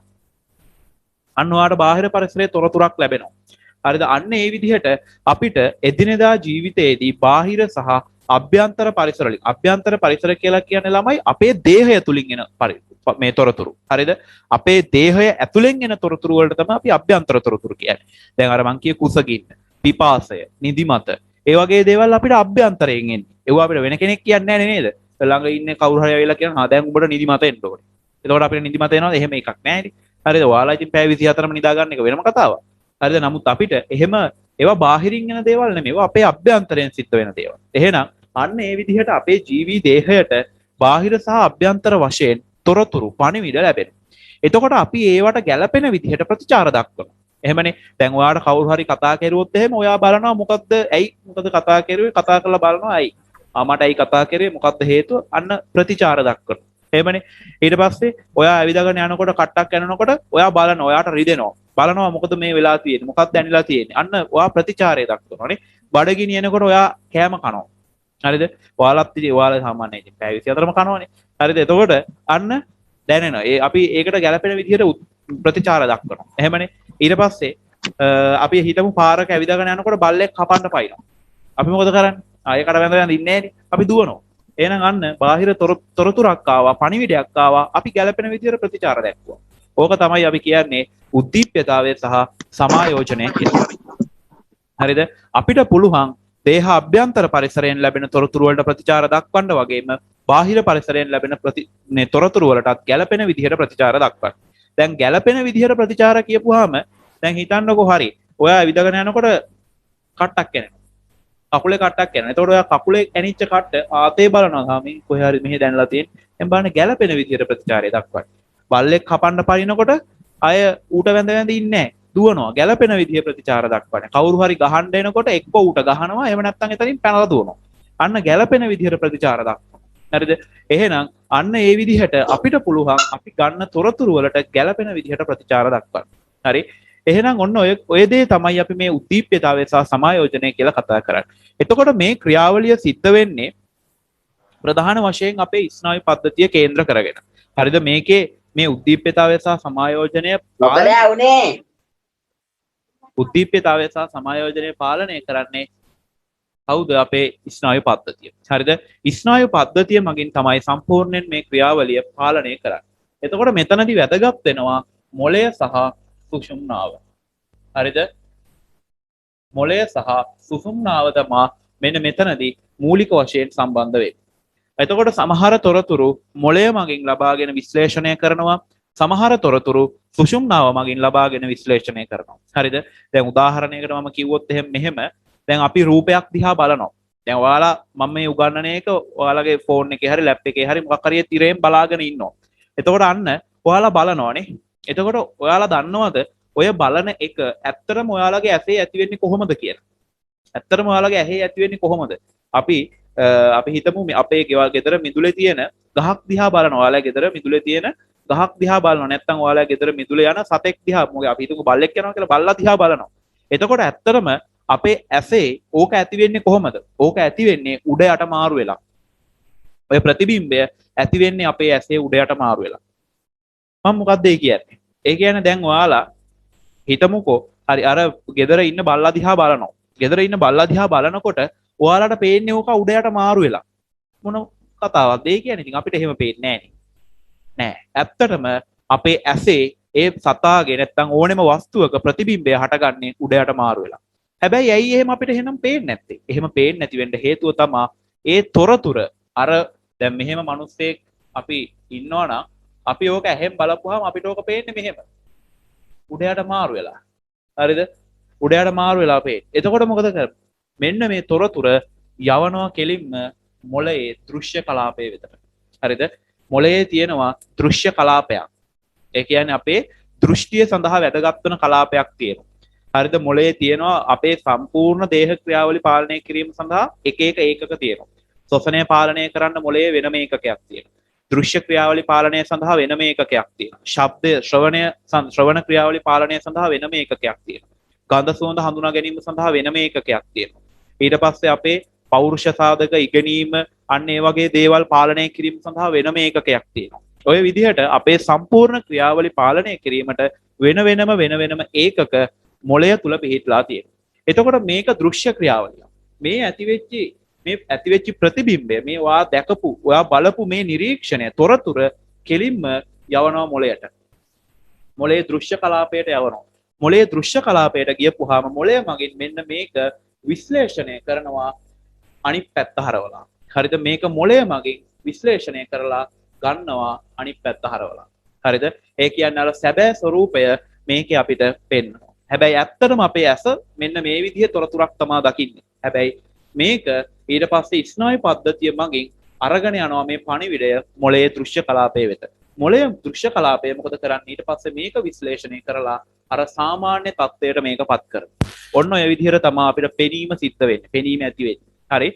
එහෙනම් අන්න තොරතුරක් බාහිරින් දැකපු තොරතුරක් ස්නායු පද්ධතිය මගින් විශ්ලේෂණය කරලා ගැළපෙන විදිහට හදලා දුන්නා. එතකොට දැන් අපි හිතමුකෝ ඔයාලට කවුරු හරි උගන්වන ගුරුවරයෙක් කෙනවා. හිතන්නකෝ මම එනවා. ඔයාලා අපි හිතමු මම පාරේ යනකොට ඔයාලා ඔය පාරේ අයිනේ ඉන්නවා. එතකොට ඔයාලා අඳුර ගන්නවා. අර මගේ රූපය. හරිද? ඔයාලගේ අන්න මොළය තුල ඇඳිලා තියෙනවනේ. මේ අහවලා කිව්වොත් මෙයා තමයි. ඊට පස්සේ හරි. ඊට පස්සේ අපේ ඉස්කෝලේ ප්‍රින්සිපල් කියලා කිව්වොත් මේ අහවල් පුද්ගලයා තමයි. අන්න රූපයක් ඔයාලගේ ඔළුවේ ඇඳිලා තියෙනවා. ඒ රූපය, ඒ තොරතුර ඔයාලට විශ්ලේෂණය කරගන්න පුළුවන්, හඳුනා ගන්න පුළුවන්. එතකොට ඔය සියල්ල සිද්ධ වෙන්නේ මෙන්න මේ ස්නායු පද්ධතියේ ක්‍රියාවලිය මගින්. ඕක තමයි අපි උද්දීප්‍යතාවය සහ සමායෝජනය කියලා කියන්නේ. ඒ වගේම තමයි සමායෝජනය කියන වචනේදී අපිට තව මෙහෙම දෙයක් කතා කරන්න පුළුවන්. ළමයි හොඳට අහගන්න මෙව. සමායෝජනය කියලා කියන්නේ මේකට වඩා චුට්ටක් වෙනස් එකක්. හරි? සමායෝජනය කියලා කියන්නේ මම ඕක උදාහරණයකින් මෙහෙම පැහැදිලි කරන්නම් ඔයාලට. ඔයාලට උණ හැදුනහම ඔයාලගේ ඇඟ වෙවුලනවා නේද? ඔයාලගේ ඇඟේ පේශි වෙවුලන්න පටන් ගන්නවා නේද? ඇයි එහෙම වෙන්නේ? අන්න ඒක සමායෝජනයේ ප්‍රතිඵලයක්. ඇයි එහෙම වෙන්නේ? ඔයාලගේ ශරීර උෂ්ණත්වය වැඩි වෙනවා. තියෙන්න ඕනේ ගානට වඩා චුට්ටක් වැඩි වෙලා. අංශ සෙල්සියස් මහා ලොකු ගණන් වලින් වැඩි වෙන්නේ නැහැ. සෙල්සියස් අංශක කීපයකින් වැඩි වෙලා. එතකොට දේහ උෂ්ණත්වය નિયમિત මට්ටමට ගේන්න ඕනේ. දේහ උෂ්ණත්වය નિયમિત මට්ටමට ගේන්න ඕනේ. එහෙම නැති වුණොත් එහෙම මේක ප්‍රශ්නයක් වෙනවා. එහෙනම් ඒ નિયમિત මට්ටමට ගේන්න නම් අපේ ඇඟේ තියෙන අර උෂ්ණත්වය ටිකක් අයින් කරන්න ඕනේ. අන්න ඒ සඳහා මොකද කරන්නේ? පේශි ක්‍රියාත්මක වෙන්න පටන් ගන්නවා. පේශි ක්‍රියාත්මක වෙලා ඔයාලට මේ අත්දැකීම තියෙනවා අනිවාර්යෙන්. මම දන්නවා මේක තියෙන්න ඕනේ හැම කෙනෙක්ටම. ඔය උණ හැදිලා වෙවුලලා ටික වෙලාවකම දාඩිය දානවා. ඇයි? අර පේශි ක්‍රියා කරලා අර තිබ්බ ශක්තිය ටික තාප ශක්තිය අයින් කරනවා. ටික තාප ශක්තිය අයින් කරලා දහඩිය දානකොට මොකද වෙන්නේ? අන්න දේහය පොඩ සිසිල් වෙන්න පටන් ගන්නවා. උෂ්ණත්වය වැඩි වුණා, පේශි ක්‍රියාත්මක වුණා, පේශි ක්‍රියාත්මක වෙලා දහඩිය නිෂ්පාදනය වුණා. දහඩිය නිෂ්පාදනය වෙනකොට අන්න දේහය ටිකෙන් ටික සිසිල් වෙන්න පටන් ගන්නවා. අන්න සමායෝජනය. දේහ තත්වයන් නියතව තියාගන්න දේහය උත්සාහ කරනවා. අපේ දේහය උෂ්ණත්වය નિયમિત ප්‍රශස්ත මට්ටමේ තියා ගැනීම සඳහා දේහය යම් ක්‍රියාදාමයක් සිද්ධ කරනවා. උෂ්ණත්වය වැඩි වුණා, උණ හැදුනා, උෂ්ණත්වය වැඩි වුණා. දේහය මොකද කරුවේ? අන්න මේක දැන් පහලට ගේන්න ඕනේ. වැඩි වෙච්ච එක තිබ්බ ගානට ගන්න ඕනේ. අන්න පේශි ක්‍රියාත්මක කරා, දහඩිය නිෂ්පාදනය කරා, අන්න උෂ්ණත්වය අඩු කරා. අන්න ඕකට තමයි අපි කියන්නේ සමායෝජනය කියලා. උද්දීප්‍යතාවය කියලා කියන්නේ මේකට. තොරතුරු හඳුනා ගැනීම සහ ගැළපෙන විදිහට ප්‍රතිචාර දැක්වීම. සමායෝජනය කියලා කියන්නේ අපේ දේහ අභ්‍යන්තර පරිසර තත්වයන් නියතව පවත්වා ගන්න එකට. හරිද? අපේ දේහ අභ්‍යන්තර පරිසර තත්වයන් නියතව තියාගන්න එකට තමයි අපි කියන්නේ සමායෝජනය කියලා. මම තව මේකට උදාහරණයක් කියන්නම්. ඒ තමයි අපේ රුධිරයේ ග්ලූකෝස් මට්ටම පාලනය. හරි. ඕක කියන්න තුම මේක කියන්නම්කෝ. අපේ රුධිරයේ ජල මට්ටම පාලනය. ජලය සහ අයන මට්ටම පාලනය. අපි කියනවා ආශ්‍රිත පීඩන තුල්ලතාවය පවත්වා ගැනීම කියලා. හරි. මම මෙහෙම කියන්නම්. ඔයාලට මම මේ උදාහරණය ඊට කලිනුත් පැහැදිලි කරලා දීලා තියෙනවා. අපි හිතමු ඔයා රයිස් එකක් හරි කොත්තුවක් හරි කන. හරිද හිතමු. දැන් ඉතින් මැවිලා පේනවා. මට සිරි සෑහෙන කාලෙකින් කන්නත් බැරි වුණා. දැන් මැවිලා පේනවා. හරි. අපි හිතමු කනවා. හරිද? කෑවා. දැන් රැයට කෑවේ කියලා හිතා.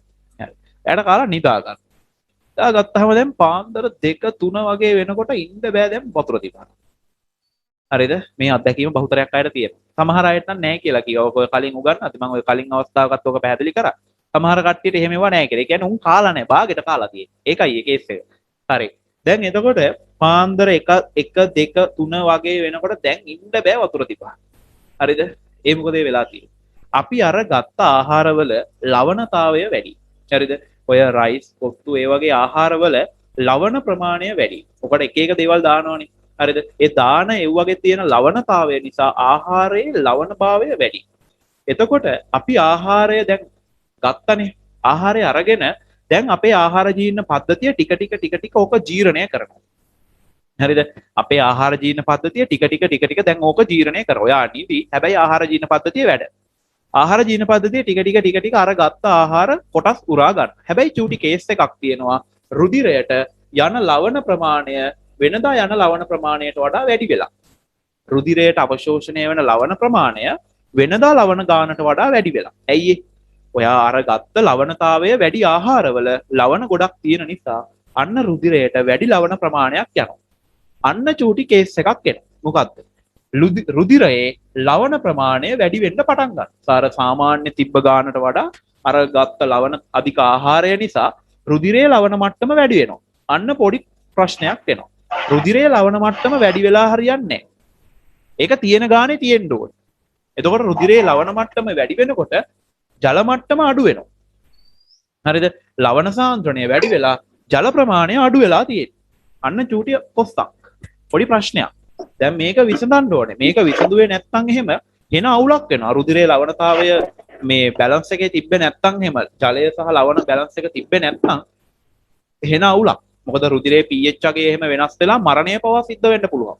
රුධිරයේ pH අගය වෙනස් වෙලා. හරිද? ඒ නිසා එහෙනම් දැන් මේක බැලන්ස් කරන්න ඕනේ. මේක බැලන්ස් කරන්න ඕනේ. බැලන්ස් කරන්න තියෙන හොඳම දේ තමයි එකම දේ තමයි ජලය පරිපෝෂණය කරන. අපි දැන් මෙතන උනේ ජලය අඩු වෙච්ච එක. ඒ කියන්නේ අර ආපු ලවණ ප්‍රමාණයට ගැළපෙන විදිහට අපේ රුධිරයේ ජලය තිබ්බේ නැහැ. ඒක තමයි මේ කේස් එකට හේතුව. ලවණ වැඩි උනේ ඒකයි.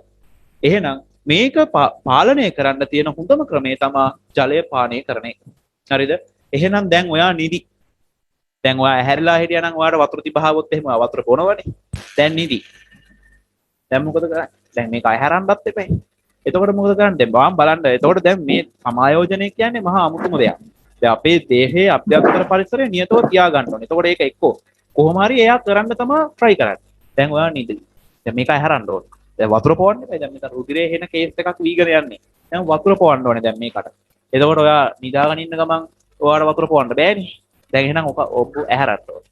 මේකව ඇහැරන්න ඕනේ. දැන් ඇහැරන්න මොකද කරන්නේ? මේකට ඇහැරෙන්නෙත් නැහැ. ඇහැරෙන්නෙත් නැහැ මේ කාලේ. ඒවල මොකද වෙයි පාන්දර 2ට විතර. හරි. අන්න දැන් පටන් ගන්නවා මොළය මගින් යටි සිත මගින් අපේ සිත මගින් චිත්‍ර කතාවක් පෙන්වන්න පටන් ගන්නවා. හීන පෙන්වන්න පටන් ගන්නවා. හරි. චිත්‍ර කතාව පෙන්වන්න පටන් ගන්නවා. හරි. දැන් අන්න කතාව යනවා. ලස්සනට කතාව යනවා. දැන් චිත්‍රපටිය පෙන්වනවා. විකාශනය පටන් අරන් තියෙන්නේ. චිත්‍රපටිය විකාශනය වෙගෙන යනකොට දැන් කොතන හරි පොයින්ට් එකක් එනවා. ඔයාලට දැඩිසේ වතුර අවශ්‍ය වෙන පොයින්ට් එකක් එනවා. අන්න දඩස් ගාලා ඇහැරලා බලනකොට දැන් ඔක්කොම වේලිලා තියෙනවා. අන්න ගිහිල්ලා වතුර බොනවා. පීගෙන යනවා ඇයි තිබහට. හරිද? ඕක තවත් අවස්ථාවක මම පැහැදිලි කරන්න ලස්සනට. දැන් ඔය අපේ බහිශ්‍රාවී ක්‍රියාවලිය වෙන්න ඕන වෙනකොටත් ඔය කේස් එක වෙනවා රැට. දැන් මුත්‍රා පිරලා මුත්‍රා බොක්ක දැන් ෆුල් ටැංක් ගහලා. දැන් ආයෙ දාන්න බෑ මේකට. දැන් මේක බැහැර කරගන්න ඕනේ. අන්න සමස්ථිතිය තියාගන්න වෙනවා. දැන් මුත්‍රා බැහැර කරන්න එපයි. දැන් ඕව ගිහිල්ලා තියෙන්නේ. ආයෙ ටැංක් එකට පුරවන්න බෑ. එහෙනම් අන්න කතාවක් විකාශනය කරන්න පටන් ගන්නවා. හරි. දැන් টয়ලට් එකට යනවා වගේ පේනවා. බාත් รู ම් එකට යනවා වගේ පේනවා. අන්න ඊට පස්සේ දැන් ඔයා ඒ බහිශ්‍රාවී ක්‍රියාවලිය සිද්ධ කරන්න හදනවා ඔන්න මෙන්න වගේ පේනවා. අන්න එතකොට සමහර උන්ට ඇහැරෙනවා සමහර උන්ට නැත්තම් අර හීනෙන්ම ඒ බහිශ්‍රාවී ක්‍රියාවලිය සිද්ධ කරලා දානවා. අන්න චිත්‍රපටියක් පෙන්නනවා. එතකොට දැන් අපි මොකද කරන්නේ ගිහිල්ලා කෙල්ල ඇරියා වතුර ගොඩක්. ඒ දැන් පට්ට වතුර දිබාන හිටියේ කෙල්ල ඇරියා වතුර ගොඩක්. එතකොට මොකද වෙන්නේ? ටික වෙලාවක් යනකොට අන්න වැක් කරනවා දාඩිය. අත්දැකීම තියෙන උන් දන්නවා මේක. අන්න වැක් කරෙන්න පටන් ගන්නවා තාඩිය. ඉහින් කන හැම පැත්තෙම දැන් තාඩිය වැగిරෙන්න පටන් ගන්නවා. මොකක්ද ඒ උනේ? ඒ උනේ සමස්තිතිය පවත්වා ගන්න. රුධිරයේ ලවණතාවය ඉහළ ගියා. එහෙනම් ජලය දාන්න ඕනේ රුධිරයේ මේ මට්ටම පාලනය කරන්න. හැබැයි අපි අතිරික්ත ජලය ප්‍රමාණයකුත් බොනවා. ඇයි ඉන්නේ පට්ට දිබහනේ බීගෙන යනවා. එතකොට සමහරලාට අපි මේ පරිභෝජනය කරන ජලය සමහරලාට ටිකක් වැඩි වෙන්න ඉඩ තියෙනවා. ඒ කියන්නේ අපි අර අවශ්‍ය ගානට වඩා වැඩියෙන් ගන්නවා. මොකද කරන්නේ? අනවශ්‍ය ටික දාඩිය විදියට අයින් කළා දාන්න. අන්න දේහය තුල්්‍යතාවය පවත්වා ගත්තා. එහෙනම් ඒකට තමයි කියන්නේ සමස්තිතිය කියලා. අපේ දේහ අභ්‍යන්තර තත්වයන් නියතව තියා ගැනීම සඳහා දේහය පෙළඹෙන. ඒක තමයි අපි කියන්නේ සමස්තිතිය කියලා. එතකොට ඔය ක්‍රියාවලියම වෙනවා රුධිරයේ ග්ලූකෝස් මට්ටම සීනි මට්ටම පවත්වා ගැනීම සඳහා. අපි ගන්න ආහාරවල සීනි බහුලයි නම් රුධිරයට ඇතුල් වෙන සීනි ප්‍රමාණයක් වැඩි වෙනවා. අපි පැණි රස ආහාරයක් ගන්නකොට අපේ රුධිරයට වැඩි සීනි ප්‍රමාණයක් ඇතුල් වෙනවා. එතකොට මොකද වෙන්නේ? අපේ රුධිරයේ සීනි මට්ටම සාමාන්‍යකයට වඩා වැඩි වෙනවා. ඒක අවුලක්. හරිද? එතකොට අපේ රුධිරයේ සාමාන්‍ය මට්ටමේ තියෙන්න ඕනේ සීනි ගාන අපි සාමාන්‍යයෙන් කියන්නේ නිරෝගී පුද්ගලයෙක්ගේ රුධිරයේ මිලිලීටර 100ක සීනි තියෙන්න ඕනේ මිලිග්‍රෑම් 80ත් 120ත් අතර ප්‍රමාණයක්. ඔයාලා ඔය බ්ලඩ් ටෙස්ට් කරනකොට ෂුගර් ටෙස්ට් එකක් කරනකොට බලන්න මේ මෙහෙම දීලා තියෙනවා. මිලිලීටර 100ක මෙච්චරයි තියෙන්න ඕනේ. 80ත් 120ත් අතර අගයක් තියෙන්න ඕනේ. මේක තමයි ප්‍රශස්ත මට්ටම. හැබැයි අපි පැණි රස ආහාර ගන්නකොට මේ මට්ටම වෙනස් වෙනවා. එතකොට රුධිරයේ කේස් එකක් එනවා ග්ලූකෝස් මට්ටම තියෙන්න ඕනේ ගානට වඩා වැඩි වෙලා. දැන් මොකද කරන්නේ? අපි අර වැඩියෙන් ගත්ත සීනි ටික වැඩියෙන් ගත්ත ආපු ග්ලූකෝස් ටික අපේ සෛලවල ගබඩා කරන්න පටන් ගන්නවා. හරිද? අපේ සෛලවල අර වැඩි අතිරික්ත සීනි ටික අතිරික්ත ග්ලූකෝස් ටික ග්ලයිකොජන් විදිහට ගබඩා කරනවා. හරිද? අපේ අක්මාවේ ඊට පස්සේ ගත්තාම අනිකුත් පේශි සෛලවල අන්නේ ආදී සියලු සෛලවල මෙන්න මේ වැඩි සීනි ප්‍රමාණය ගබඩා කරගන්න පටන් ගන්නවා. එතකොට අන්න රුධිරයේ තියෙන ග්ලූකෝස් ටික සෛලවලට ගිහිල්ලා අන්න රුධිරයේ සීනි මට්ටම සාමාන්‍ය තත්ත්වයටපත් වෙනවා. හරි? ඕක තමයි සීනි මට්ටම නියතව තියා ගැනීමේදී දේහය දක්වන ප්‍රතිචාරය. ඊළඟට සමහර වෙලාවට එක හේතු සාධක නිසා රුධිරයේ සීනි මට්ටම අඩු වෙනවා.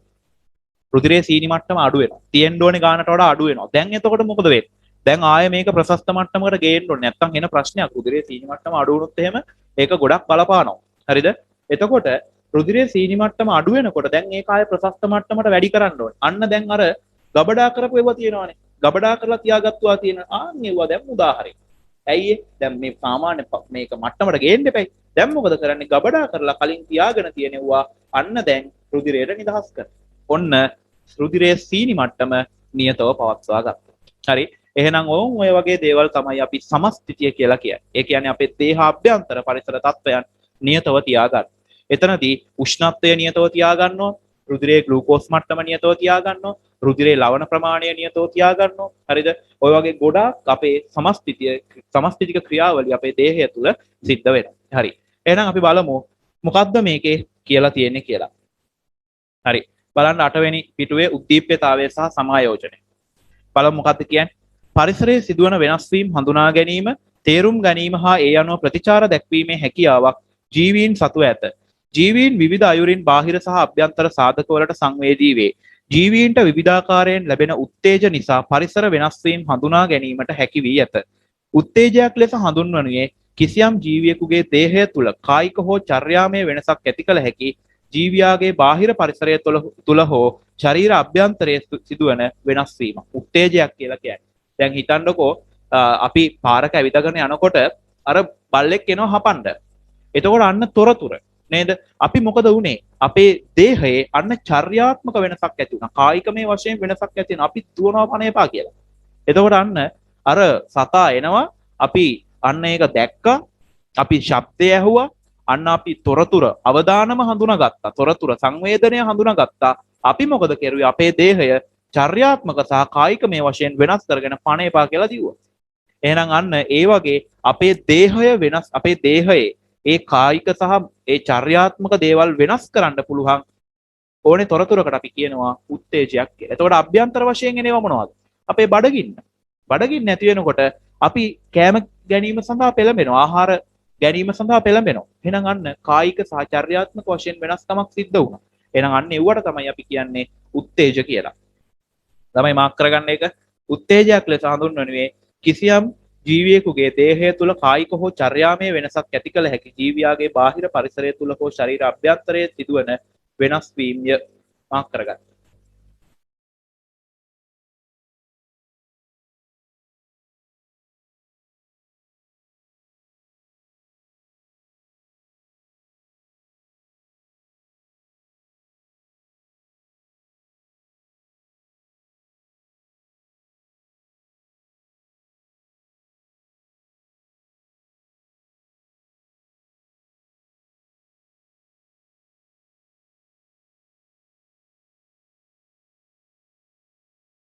හරිද?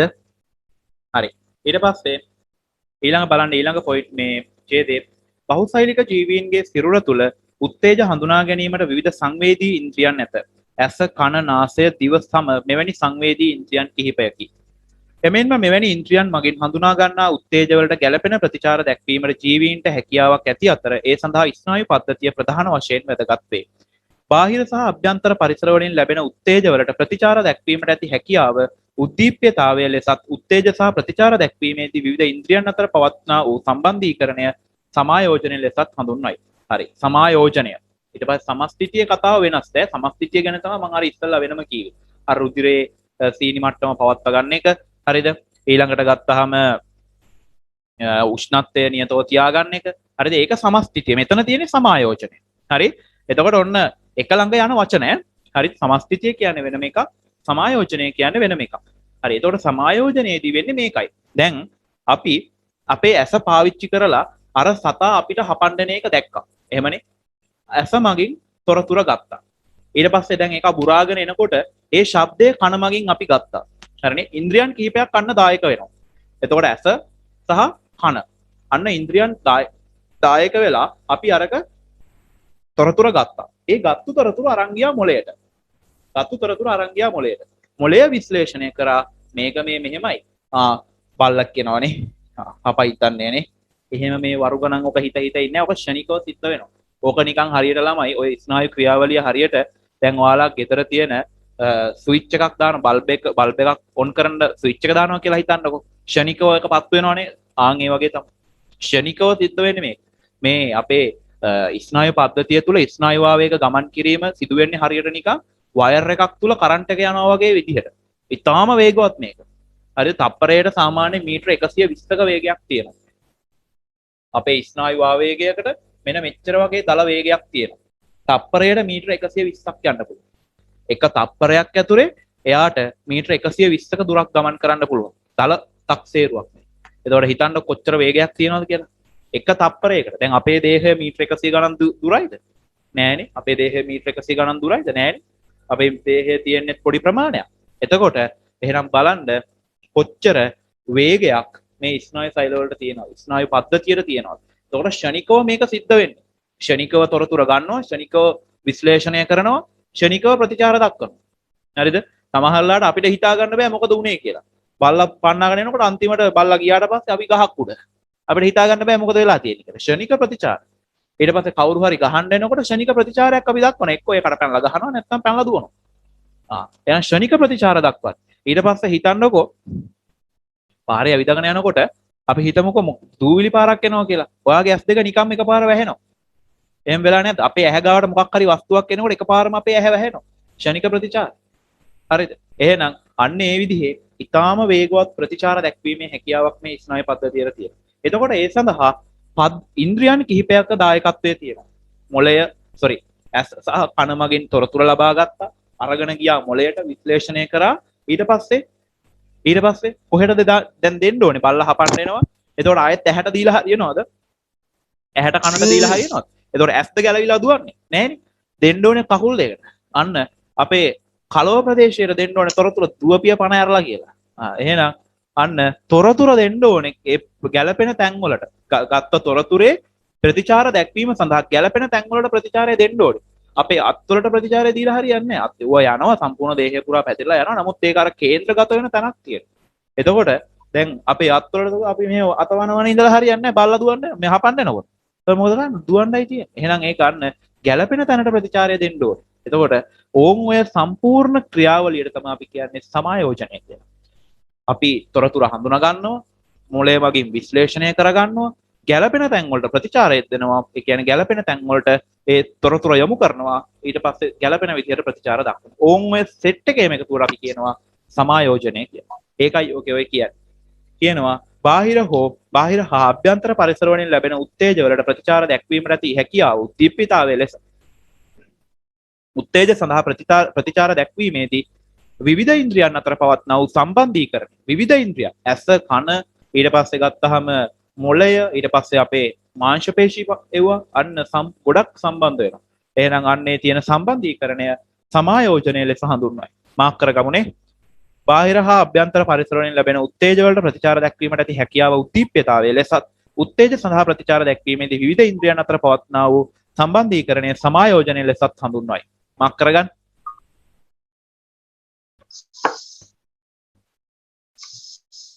ඕවා වෙනමම අපි කතා කරනවා. අපිට තියෙනවා වෙනම ස්නායු පද්ධතිය 11 කතා කරන්නේ. 11 වසරේ කට්ටියට නුදුරු දවසක මේක පටන් ගන්නවා. ඒක 10 වසරේ කට්ටියත් ඒත් එක්කම වැඩේ කරගෙන යමු ඈ. 10 කට්ටියටත් එතකොට ඒකත් ඉවරනේ. ඒවට අර කලින් පාඩම් අවශ්‍ය නැහැ. කෙලින්ම මානව දේහ ක්‍රියාවලිය පාඩම කතා කරගෙන යන්න තියෙනවා. 10 වසරේ කට්ටියත් ඒකට ජොයින් වෙනවා.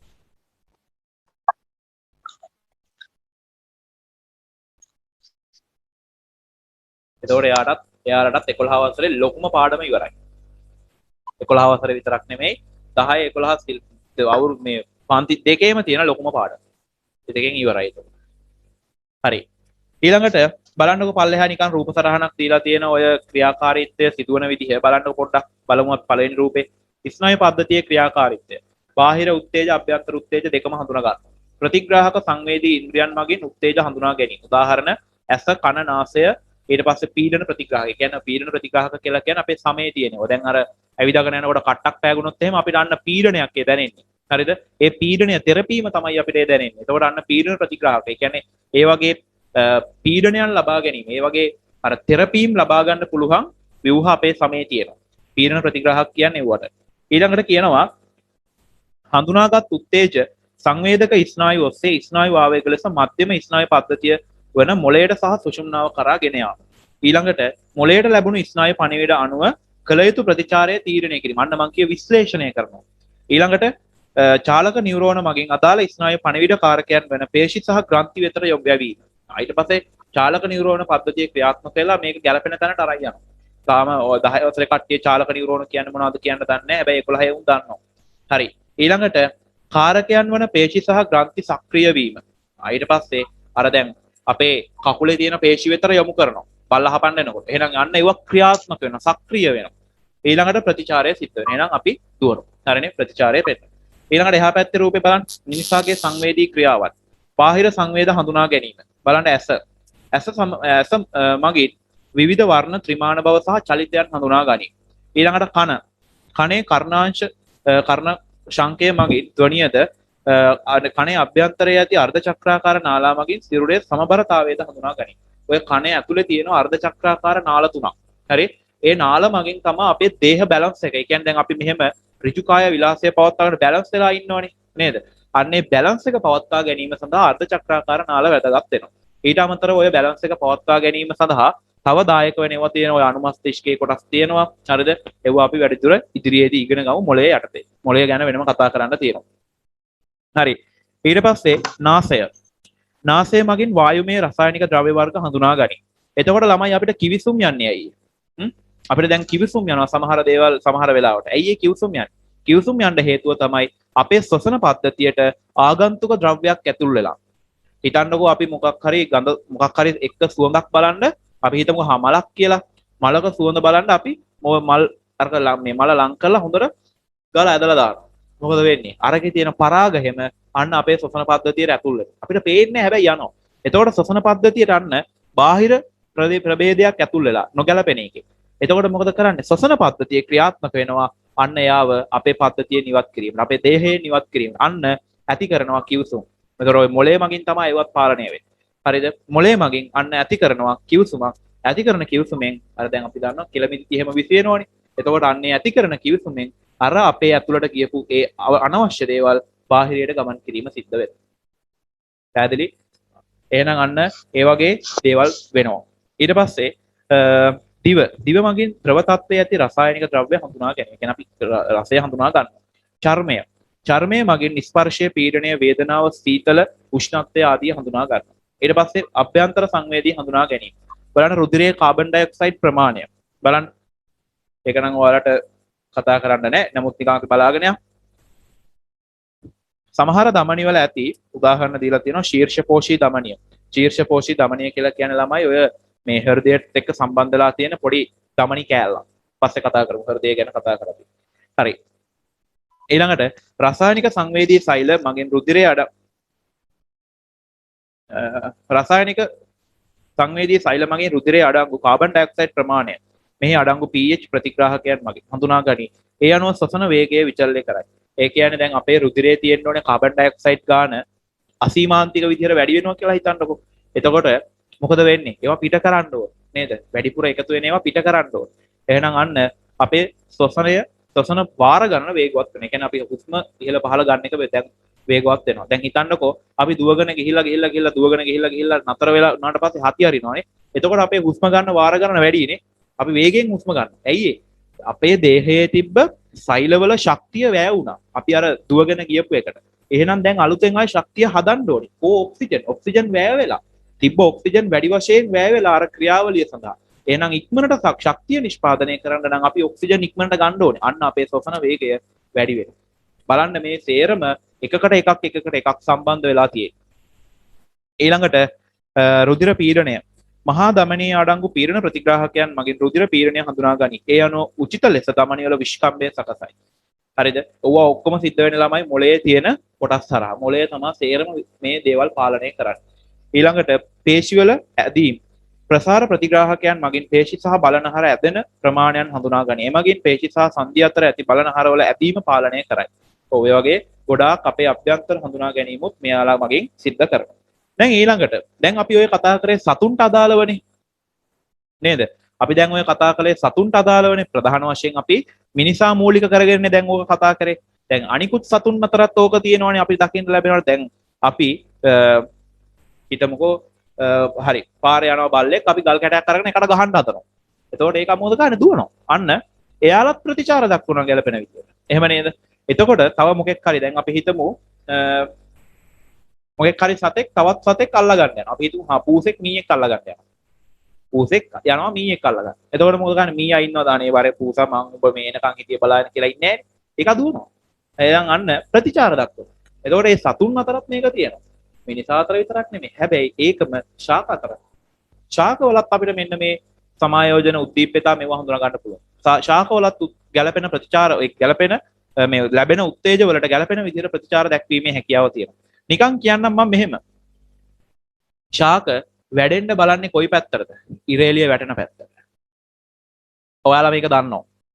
ගහක් වර්ධනය වෙන්නේ සූර්යාලෝකයේ පතිත වන පැත්තට. ඇයි? අන්න සූර්යාලෝකයේ එනවා තොරතුර එනවා තොරතුරට ගැළපෙන විදිහට ප්‍රතිචාර දක්වනවා. සූර්යාලෝකයේ ලැබෙන්නේ කොයි පැත්තෙන්ද? ශාකයේ වර්ධනය වෙන්නේ ඒ පැත්තට. පැහැදිලිද මං කියපු එක? අන්න එයාලා උත්තේජ වලට ප්‍රතිචාර දක්වනවා. ඊට පස්සේ නිදිකුම්බා ශාකය. අපි ගිහිලා චූටි තට්ටුවක් දාපු ගමන් මොකද වෙන්නේ? අන්න ෂණිකව එයාගේ අර තියෙන පත්‍ර ඇකිලෙනවා. ඇයි එහෙම වෙන්නේ? අපි ප්‍රතිචාරයක් උත්තේජයක් දුන්නා. එයා ඒක ගත්තා. ෂණිකව ප්‍රතිචාරය දැක්වුවා. එයා මොකද කෙරුවේ? අන්න එයාගේ පත්‍ර අකුලා ගත්තා. එහෙනම් අන්න ශාකවලත් මේක තියෙනවා. ඊට පස්සේ රාත්‍රී කාලයේදී කතුරු මුරුංගා ශාකවල පත්‍ර මොකද වෙන්නේ? ඇකිලෙනවා. නේද?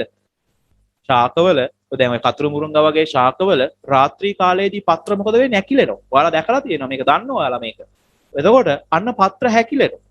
අන්න සූර්යාලෝකය නැති වෙලා ගියා. පත්‍ර ගැලපෙන විදිය ප්‍රතිචාරයක් දක්වා ශාක පත්‍ර ටික අකුලා ගත්තා. එහෙනම් අන්න ශාක තුලත් අපිට මෙන්න මේ සතුන් තුල හඳුනා ගන්න පුළුවන් වගේම උත්තේජ වලට ගැලපෙන ප්‍රතිචාර දැක්වීම හඳුනා ගන්න පුළුවන්. එතකොට ශාකයේ මුලක් වර්ධනය වෙන්නේ ජලය දෙසට, පොළොව දෙසට යන්නේ. පොළොව ඇතුලේ ජලය තියෙන. එහෙනම් ජලය දෙසට වර්ධනය වෙනවා. පැහැදිලිනේ? ජලය දෙසට යනවා. එහෙනම් අන්න එයාලගෙත් සිද්ධ වෙනවා මේ වගේ උද්දීප්‍යතා සහ සමායෝජන ක්‍රියාවලිය. බලමු පල්ලෙහා තියෙනවන්නේ ගැන. බලන්න ඊළඟට කියනවා ශාකවල සංවේදීතාවය සතුන්ගේ මෙන් දියුණු මට්ටමක නොපවතී. ඔව්. අපේ වගේ දියුණු තත්ත්වයක් ශාකවල නැහැ. හැබැයි එයාලටත් පුළුවන් උත්තේජ වලට ගැලපෙන විදිහට ප්‍රතිචාර දක්වන්න. අපේ වගේ සංකීර්ණ නැහැ. හරි. ඒට හේතු වන්නේ උත්තේජ හඳුනා ගැනීමටත් ඊට ප්‍රතිචාර දැක්වීමටත් ඇති හැකියාව ඇති ස්නායු සෛල හෝ සංවේදක ඉන්ද්‍රියන් හෝ සංවේදක සෛල ශාක තුල පිහිටා නොතිබීම. ශාකයකට මොලයක් තියනවද? නැහැනේ. හිතලා බලන්න. නමුත් නිදිකුම්බා වැනි ශාකවල පත්‍ර විවිධ උත්තේජයන්ට ඉක්මන් ප්‍රතිචාර දක්වයි. මෙවැනිම චලන ශාක අග්‍රස්ත හා මූලාග්‍රවල ඇත. එමෙන්ම රාත්‍රී කාලයේදී තෝර කතුරුමුරුංගා වැනි ශාක පත්‍ර හැකිලේ ශාකවල සිදුවන මෙම චලන ක්‍රියාවන් සඳහා බලපාන්නේ ස්නායු ආවේග නොව වෙනත් අභ්‍යන්තර රසායනික සාධකයන්. ඒ කියන්නේ මෙව්වට මේ ස්නායු පද්ධති දායක වෙලා දැන් ශාකයේ ස්නායු පද්ධතිය කියන මචං දැන් රෑ වීගෙන එන්නේ දැන් සූර්යාලෝකේ නෑ දැන් ওই පත්‍ර ටික හකුලා ගනි. එහෙම එකක් නෑ. ඒකේ වෙන්නේ රසායනික ද්‍රව්‍යවල සංයුති වෙනස් වීමක් තුලින් තමයි යාළගේ චලන වෙන්නේ. හරි? ඔය කතුරුමුරුංගා වගේ ශාකවල ඔය විදිහේ චලනයන් සිද්ධ වෙන්නේ ඒ ශාක පත්‍ර අග්‍රවල තියෙන. ඒ කියන්නේ ශාක පත්‍ර අර සම්බන්ධ වෙලා තියෙන ගැටිටි වල තියෙන. මම ටිකක් රූපයක් අඳින්නම්. ඔයාලා බලන්න ඔය ශාක පත්‍ර මෙන්න මේ සම්බන්ධ වෙනකොට මේ වගේ තියෙනවා මෙන්න මේ වගේ අර කඳට සම්බන්ධ වෙනකොට මේ වගේ චූටි ගැටිත්තක් තියෙනවනේ. ඔන්න ඔය වගේ චූටි ගැටිත්තක් තියෙනවා. ශාක පත්‍ර සම්බන්ධ වෙනකොට බලන්නකොට එහෙම එකක් නැද්ද කියලා තියෙනවා. එතකොට අන්න ඒ ගැටිති වල තියෙන රසායනික ද්‍රව්‍යයන්ගේ සංයුති වෙනස් වීමේ ප්‍රතිඵලයක් වශයෙන් තමයි මෙන්න මෙයාලගේ අර හැකිලීමේ ක්‍රියාවලිය සිද්ධ වෙන්නේ. හරි? ඔයාලට ඒවා ලොකුවට බහුලව දැන් මේ ගොඩාක් දුරට අවශ්‍ය වෙන්නේ නැහැ. මෙන්න මේ වගේ ගැටිති වල සිදුවන රසායනික ක්‍රියාවලිය හේතුවක් වෙනවා මේකට කියලා චුට්ටක් ඔළුවේ තියාගන්න. හරිද? හරි. එහෙනම් ඔන්න ඒ වගේ චලන අපිට ශාකවලත් හඳුනා ගන්න පුළුවන්. හරි? එහෙනම් ඔන්න ඒ විදිහට අපි උද්දීප්‍යතාවය සහ සමායෝජනය කියන කරුණත් කතා කරලා ඉවර කරා. හරි. හොඳට අහගෙන ඉන්න මෙව්වා. හරි. ලියන්න නම් කරන්න ගොඩක් දැන් අඩුයි. දැන් නෝට් එක තියෙන්නේ කතා කරගෙන යන්න. හොඳට අහගෙන ඉන්න. හරි. මං කියාගෙන යනකොට මං හිතන්නේ නැහැ නිදිමත නම් එනවා ඇති කියලා. ඔයාලා අහගෙන ඉන්න. විද්‍යාව ඉගෙන ගන්න රසවත් විදිහට. කාලා බලන්න කියලා නෙමෙයි කියන්නේ. ආසාවෙන් කරනවා. මොකද අපි කතා කරන්නේ අපි ගැන. ජීවය ගැන අපි කතා කරන්නේ. එතකොට ඒ ජීවය ගැන ඉගෙන ගන්න ආසාවක් තියෙනවා නම් කිසි දෙයක්ම නිදිමතක් එන්නේ නැහැ. හරි. බහිශ්‍රාවය.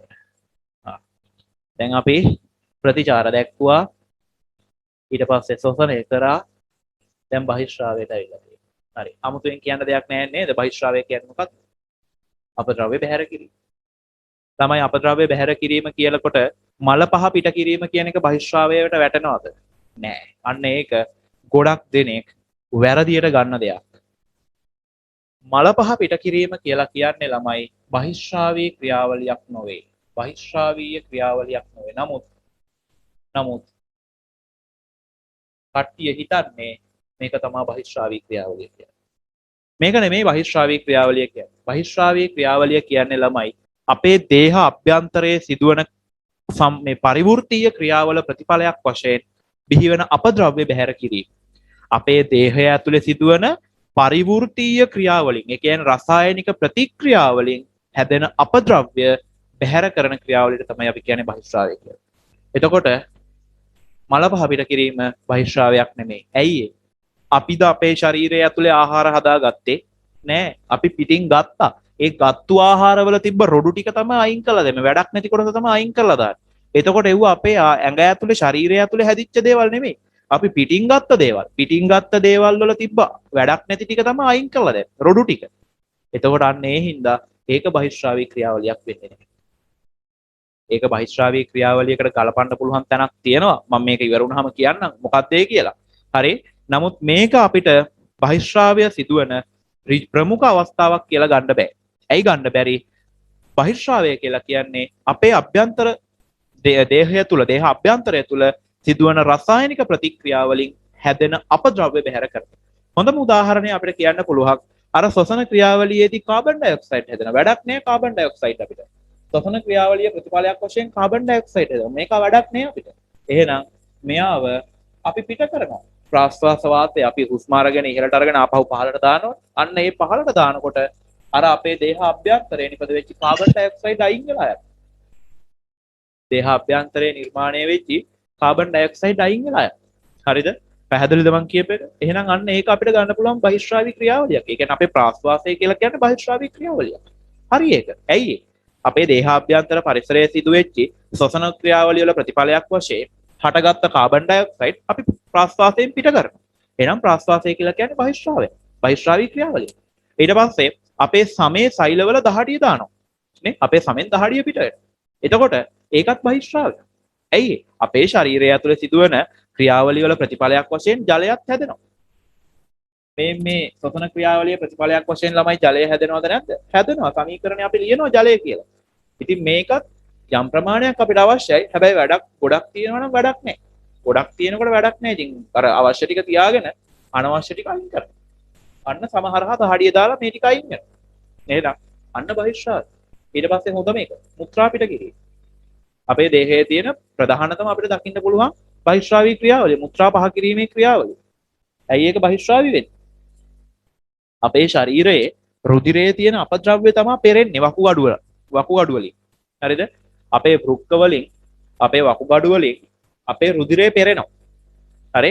අපේ රුධිරය පෙරෙන්නේ වකුගඩු වලින්. වකුගඩු වල කාර්යභාරය තමයි රුධිරය පෙරලා අපද්‍රව්‍ය ටික අයින් කරන එක. රුධිරයේ තියෙන අපද්‍රව්‍ය. රුධිරයේ තියෙන අපද්‍රව්‍ය අයින් වෙලා යූරියා හැදිලා අපි ඒක අයින් කරනවා. හරිද? වකුගඩු වලින් රුධිරය පෙරෙනවා. හරිද?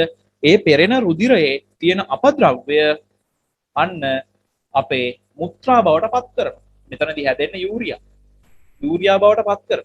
ඒ හැදෙන යූරියා ඊට පස්සේ අපි මුත්‍ර මාර්ගය හරහා අයින් කළා දානවා. මුත්‍ර මාර්ගය හරහා අයින් කරනවා. රුධිරය පෙරනවා අර වකුගඩු වලින් පෙරනකොට රුධිරයේ තියෙන අපද්‍රව්‍ය ටික වෙන් වෙලා පෙරිලා ගිහිල්ලා හැදෙනවා යූරියා. අන්න අපේ දේහ අභ්‍යන්තරයේ සිදුවන ක්‍රියාවලියක්. මොකද මේ අපද්‍රව්‍ය අය මේ කැලිකසල අපි අර මිනිසා විසින් කැලිකසල බාහිර පරිසරයට මුදා හරිනවා වගේ අපේ දේහය ඇතුලේ එහෙම දේවල් වෙන්නේ නැහැ. මේ අපද්‍රව්‍ය හැදෙන්නේ අපේ දේහය ඇතුලේ සිදුවන යම් ක්‍රියාවල ප්‍රතිඵලයක් වශයෙන්. අර ශ්වසන ක්‍රියාවලිය කාබන් ඩයොක්සයිඩ් හැදුනා, ජලය හැදුනා වගේ තමයි. යම් ක්‍රියාවලින්ගේ ප්‍රතිඵලයක් වශයෙන් අපේ රුධිරයේ යම් අපද්‍රව්‍යයන් එක්රැස් වෙනවා. ඒ එක්රැස් වෙන අපද්‍රව්‍ය අන්න වකුගඩු වලින් වෙන් කරලා අරගෙන යූරියා බවට පත් කරලා ඊට පස්සේ මුත්‍ර මාර්ගය හරහා බැහැර කරනවා. එහෙනම් ඒකත් අන්න බහිශ්‍රාවී ක්‍රියාව. ඒක තමයි ප්‍රධානම බහිශ්‍රාවී ක්‍රියාවලිය. හරිද? මේක තමයි ප්‍රමුඛම බහිශ්‍රාවී ක්‍රියාවලිය. හරි. දැන් එතකොට මෙතනදී තව දෙයක් කියන්න ඕනේ. දැන් මේ බහිශ්‍රාවී ද්‍රව්‍ය අපේ දේහයේ එක්රැස් වීම එච්චර හොඳ දෙයක් නෙමෙයි. හරිද? මේ බහිශ්‍රාවී ද්‍රව්‍ය අපේ දේහය තුල එක්රැස් වීම එච්චර හොඳ දෙයක් නෙමෙයි. අපිට දැන් මුත්‍රා පිට කරන්න අවශ්‍යයි. හරි? මුත්‍රා පිට කිරීමේ අවශ්‍යතාවය තියෙනවා. හැබැයි අපි යන්නේ අපි පිට කරන්නේ මුත්‍රා. ඒක හොඳ නැහැ. ඇයි? මේ අපද්‍රව්‍ය අපේ දේහයේ රැඳෙන එක අපිට අහිත කරයි. සමහර අපද්‍රව්‍ය තියෙනවා විෂ සහගතයි. අපිට නම් ඕක එච්චරම නැහැ. සමහර සතුන්ට මේක තියෙනවා විෂ සහගතයි. සමහර සතුන් ළමයි දැන් අපි පිට කරන්නේ බහිශ්‍රාවී ද්‍රව්‍ය යූරියා විදියට. සමහර සතුන් බහිශ්‍රාවී ද්‍රව්‍ය පිට කරන්නේ ඇමෝනියා විදියට. ඔය මත්ස්‍යයින් එහෙම ඇමෝනියා තමයි පිට කරන්නේ. අපි පිට කරන්නේ යූරියානේ. අපි රුධිරයේ තියෙන අපද්‍රව්‍ය යූරියා බවට පරිවර්තනය කළා තමයි පිට කරන්නේ. හැබැයි සමහර සතුන් ඇමෝනියා තමයි පිට කරන්නේ. ඔය විශේෂයෙන් ඔය මේ මත්ස්‍යයි ජලජ පරිසරවල ජීවත් වෙන සතුන්. එතකොට මේ ඇමෝනියා කියන එක අපේ ස්නායු පද්ධතියට අතිශයින් විෂදායකයි. මෙය අපේ ස්නායු පද්ධතියට ගොඩක් හානි කරයි ඇමෝනියා කියන එක. හරි? එතකොට ඇමෝනියා කියන කෙනා අපේ ස්නායු පද්ධතියට හානි කරයි නම් එයා අපේ දේහයෙන් ඉක්මනට බැහැර කරන එක තමයි හොඳ. මොකද දේහය තුල එක්රැස් වෙනවා කියලා කියන්නේ දේහයට සිදුවන දේහයේ ස්නායු පද්ධතියට සිදුවන අහිතකර බලපෑම වැඩි වෙනවා. එහෙනම් අන්න මොකද කරන්න ඕන? ඉක්මනටම මේවා ටික අයින් කරන්න ඕන. එහෙනම් මේවා එක්රැස් කරගෙන හරියන්නේ නැහැ. රැස් කරගත්තොත් ඒක අපේ දේහයට ප්‍රශ්නයක්. අපේ දේහයට අහිත කරයි. එහෙනම් අන්න ඒ නිසා මේ අහිතකර තත්ත්වයන් පාලනය කර ගැනීම සඳහා අපි මේ බහිශ්‍රාවී නිපදවන අපද්‍රව්‍ය බැහැර කරන්න ඕනේ. නිපදවන අපද්‍රව්‍ය අපි බැහැර කරන්න ඕනේ. ඒ සඳහා අපේ නම් හැඩ ගැහිලා තියෙනවා බහිශ්‍රාවී පද්ධතිය. අනෙකුත් සතුන්ගේ යම් යම් බහිශ්‍රාවී පද්ධති විකසනය වෙලා තියෙනවා. ඒක ඒ ජීවියා අනුව වෙනස් වෙනවා. හරිද? පරිණාමිකව උසස් ජීවීන්ගේ දියුණු බහිශ්‍රාවී පද්ධති තියෙද්දී පරිණාමිකව පහත් සතුන්ගේ බහිශ්‍රාවී පද්ධති එතරම් දියුණු නැහැ. හරි? ඒ කියන්නේ දැන් ඔය සමහර මුහුදු වාසී ජීවීන් සමහර සතුන් ඉන්නවා පරිණාමිකව පහත් තත්ත්වයේ ඉන්න ඔය පණු විශේෂ. හරිද? එයාලා පරිණාමිකව පහත් ජීවී විශේෂ. එතකොට අන්නේ ජීවී විශේෂවල අපේ වගේ දියුණු බහිශ්‍රාවී පද්ධති නැහැ. හැබැයි යාලටත් බහිශ්‍රාවී පද්ධති තියෙනවා. නමුත් අර පරිණාමිකව උසස් සතුන්ගේ මේ බහිශ්‍රාවී පද්ධති තරම් ඒවා දියුණු නැහැ. එතකොට එහෙනම් ඔන්න ඔය බහිශ්‍රාවී ක්‍රියාවලියක් අපිට ජීවීන් තුල හඳුනාගත හැකි ලක්ෂණයක් විදිහට කතා කරන්න පුළුවන්. හරි. බලන්න බහිශ්‍රාවය. බලන්න. ජීවීන් පරිසරයෙන් ද්‍රව්‍ය ලබාගෙන ඒවා Tamanට අවශ්‍ය ප්‍රයෝජනවත් ශක්තිය බවට පත් කරගනී. එමෙන්ම මෙම ක්‍රියාදාමයේදී ප්‍රයෝජනයට නොගත් ද්‍රව්‍ය හා නිපදවන අපද්‍රව්‍ය යලි පරිසරයට බැහැර කිරීමක්ද සිදුවේ. නැතහොත් එම ද්‍රව්‍ය ජීවීන්ගේ සිරුර තුළ එකතු වීමෙන් විෂ සහිත තත්ත්වයක් ඇති විය හැක. මෙලෙස සෑදෙන අපද්‍රව්‍ය අතරට ප්‍රධාන වශයෙන් ජලය, කාබන් ඩයොක්සයිඩ්, නයිට්‍රජනීය අපද්‍රව්‍ය, ඇමෝනියා කියලා තියෙනවා. අයත් වේ. ජීවීන් තුළ බහිශ්‍රාවීය ඵලයන් ලෙස සෑදෙන සමහර නයිට්‍රජනීය ද්‍රව්‍ය ඉතා විෂ සහිතය. බලන්න වරහන් ඇතුලේ කියනවා. නයිට්‍රජනීය අපද්‍රව්‍යයක් වන ඇමෝනියා ප්‍රධාන වශයෙන් ස්නායු පද්ධතියට අතිශයින් හානිකර වේ. එබැවින් මෙම අපද්‍රව්‍යයන් හැකි ඉක්මනින් ඉවත් කරලීම ජීවයේ යහපැවැත්ම සඳහා ඉතා වැදගත් වේ. ඊළඟට කියනවා ඊළඟ ඡේදයේ සියලුම සතුන්ගේ නයිට්‍රජනීය අපද්‍රව්‍ය මුලින්ම ඇතිවන්නේ ඇමෝනියා ලෙසමය. මොකද්ද ළමයි ඒ කියන්නේ? සෑම සත්වයකගේම බහිශ්‍රාවී ද්‍රව්‍ය හැදෙන්නේ ඉස්සෙල්ලාම හැදෙන්නේ ඇමෝනියා. ඒක අපෙත් එහෙමයි, අනිත් සතුන්ගෙත් එහෙමයි. හැබැයි මොකද්ද වෙන්නේ? සමහර සතුන් ඒ හැදෙන ඇමෝනියා විදිහටම බහිශ්‍රාවීය කරනවා. හැබැයි සමහර සතුන් අපි වගේ සතුන් ඒ ඇමෝනියා වෙනත් ද්‍රව්‍ය බවට පරිවර්තනය කරලා බැහැර කිරීම කරනවා. අපේ දේහය තුලත් පළවෙනියටම බහිශ්‍රාවී ද්‍රව්‍යයක් විදිහට හැදෙන්නේ ඇමෝනියා. හැබැයි අපි ඇමෝනියා නෙමෙයි පිට කරන්නේ යූරියා. අපි පිට කරන්නේ යූරියා. එතකොට කොහොමද ළමයි ඇමෝනියා යූරියා බවට පත් වෙන්නේ? අන්න ඒක සඳහා ක්‍රියාවලියක් අක්මාව තුල සිද්ධ වෙනවා. අපේ අක්මාව තුල සිදුවෙනවා ඕනිතයින් චක්‍රය කියලා ක්‍රියාවලියක්. ඕනිතයින් චක්‍රය කියලා අපි ඒකට කියන්නේ. ඒක හරියට නිකන් අර සතර උත්පාදන ක්‍රියාවලියක් වගේ තමයි. ඕනිතයින් චක්‍රය වගේ මොකද කරන්නේ? අපේ දේහයේ හැදෙන නයිට්‍රජනීය බහිශ්‍රාවී ද්‍රව්‍යයක් වන ඇමෝනියා පරිවර්තනය කරනවා යූරියා බවට. හරිද? අපේ අක්මාව තුල සිදුවන ඕනිතයින් චක්‍රය මගින් මොකද කරන්නේ? අපේ දේහය තුල ගොඩනැගෙන හැදෙන ඇමෝනියා යූරියා බවට පරිවර්තනය කරනවා. හරිද? පරිවර්තනය කරලා අන්න බහිශ්‍රාවී පද්ධතිය හරහා බැහැර කරනවා.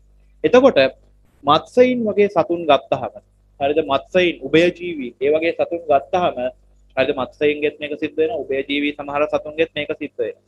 එතකොට අන්නේ සතුන් ඇමෝනියා ඒ කියන්නේ හැදෙන බහිශ්‍රාවී ද්‍රව්‍ය ඇමෝනියා විදිහටම අයින් කරලා දානවා. තවත් සමහර සතුන් හැදෙන ඇමෝනියා යූරියා සහ යුරික් අම්ලය බවට පරිවර්තනය කරලා අයින් කරලා දානවා. මේකෙදි යුරික් අම්ලය කියලා කෙනෙක් හැදෙනවා. යුරික් අම්ලය. හරිද? ළමයි අපේ නම් යුරික් අම්ලය ගොඩක් නැහැ. අපේ යූරියා තමයි බහුල වශයෙන් පිට වෙන්නේ. යුරික් අම්ලය පිට වෙනවා ළමයි මේ පක්ෂීන්ගේ. හරිද? පක්ෂී විශේෂවල. එයා ඒ සතුන්ගේ ඔයාලා දැකලා ඇති බහිශ්‍රාවී ද්‍රව්‍ය අයින් වෙනකොට ඒවා ටිකක් ඝන තත්ත්වයේ තියෙනනේ. නේද? ඝන තත්ත්වයේ වගේ චුට්ටක් තියෙන. අපේ දැන් ද්‍රව විදිහටනේ අයින් වෙන්නේ. එතකොට මේ සතුන්ගේ පක්ෂීන්ගේ වගේ චුට්ටක් ඝන තත්ත්වයේ කියන්නේ ඝනත් නෙමෙයි ද්‍රවත් නෙමෙයි අතරමැද්දේ වගේ එකක් තියෙනවා. අන්නේ යූරික් අම්ලය පිට වෙන්නේ. හරි?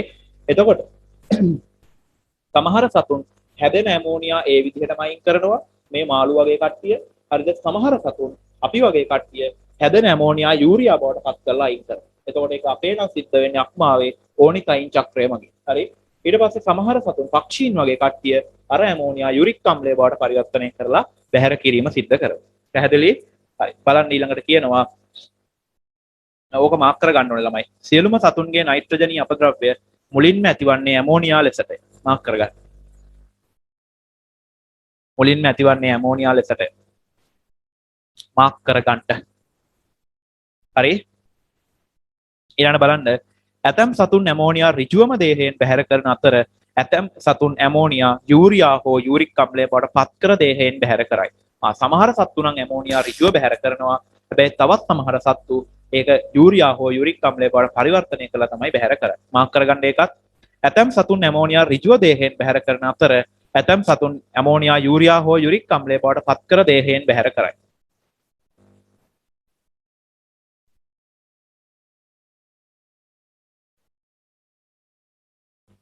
හරි. එතකොට ළමයි ඔතන පල්ලෙහා රූපයක් තියෙනවනේ. ඒ රූපේ ඉස්සරහා පොඩි හිස් අවකාශ හිස් ඉඩක් තියෙනවනේ. ආන් ඒකේ අපි ලියමු ඇමෝනියා පිට කරන්නේ කවුද? යූරියා පිට කරන්නේ කවුද? යූරික් අම්ලය පිට කරන්නේ කවුද? අන්න ඒවා නිකන් උදාහරණ ටිකක් ලියමු. ලියන්න මෙහෙම. පළවෙනි එක ඇමෝනියා. ඊට පස්සේ ඉස්සරහින් ලියන්න මත්ස්‍යයි. ඇමෝනියා පිට කරනවා මත්ස්‍යයි. විශේෂයෙන් මිරිදිය මත්ස්‍යයි. හරිද? ඇමෝනියා පිට කරනවා මත්ස්‍යයි. ලියන්න. ඇමෝනියා කියලා ලියලා ඇමෝනියා පිට කරනවා මත්ස්‍යයි. හරි. ඊට පස්සේ යූරියා. යූරියා ප්‍රධාන වශයෙන් ක්ෂීරපායිකේ පිට වෙන්නේ. ක්ෂීරපායි. හරිද? කිරිදී වැඩෙන සතු. ක්ෂීරපායි. ඊට පස්සේ යූරික් අම්ලය. යූරික් අම්ලය ඔය උරගයින්ගේ සහ පක්ෂීන්ගේ තමයි යූරික් අම්ලය පිට වෙන්නේ. පක්ෂීන් කියලා ගන්නවා. පක්ෂීන්. පක්ෂීන් සහ උරග විශේෂවල යූරික් අම්ලය ඇති වෙනවා.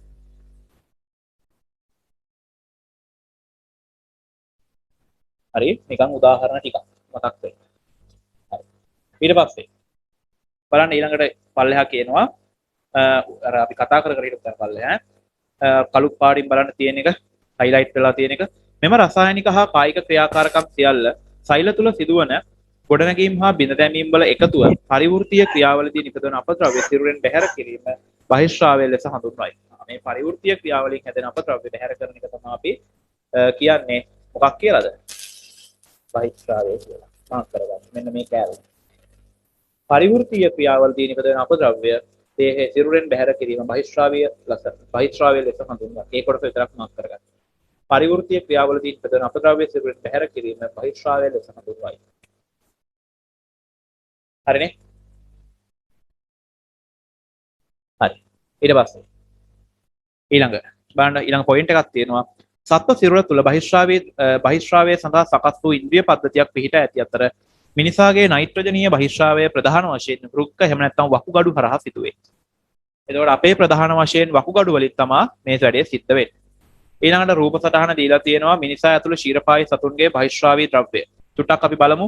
මිනිසා ඇතුළු ක්ෂීරපායි සතුන්ගේ ප්‍රධාන අපද්‍රව්‍ය බැහැරලන ඉන්ද්‍රියන් වන්නේ වෘක්ක, පෙනහැලි, චර්මය සහ මහා අන්ත්‍රයන්ය. අක්මාවද මෙහිදී යම් සේවයක් කරයි. සිරුරේ නිපදවන ඇමෝනියා යූරියා බවට පත් කිරීමත් අබලන් රුධිරය රතු රුධිරාණු බිඳ එමගින් සිදු කරයි. එතකොට ඔය එක් අවස්ථාවන් වල නිපදවෙන ඒ අපද්‍රව්‍ය ගැන පොඩි සටහනක් කියලා තියෙනවා. හරි. ඊළඟට ළමයි ශාකවල ගත්තාම ශාකවලත් බහිශ්‍රාවයක් සිද්ධ වෙනවා. හැබැයි ඒක අර අපේ අනිත් සතුන්ගේ වගේ පේන්නේ නැහැ. දැන් අපිට අනිත් සත්ව විශේෂවල බහිශ්‍රාවය හඳුනා ගන්න පුළුවන්. හැබැයි අපි දකිනවා දැන් අර බල්ලෝ එහෙම ගිහිල්ලා ඔය මේ බිත්ති වලට කරලා එහෙම අල්ලන්නේ. එතකොට අපි ඒ වගේ දකිනවා ගහක් ඇවිදගෙන ගිහිල්ලා ඒ වගේ බහිශ්‍රාවය කරනවා. අපි දැකලා නැහැ නේ. එතකොට ඒක අර අනිත් සතුන්ගේ වගේ දෘශ්‍ය ක්‍රියාවලියක් නෙවෙයි. මේක පේන්නේ.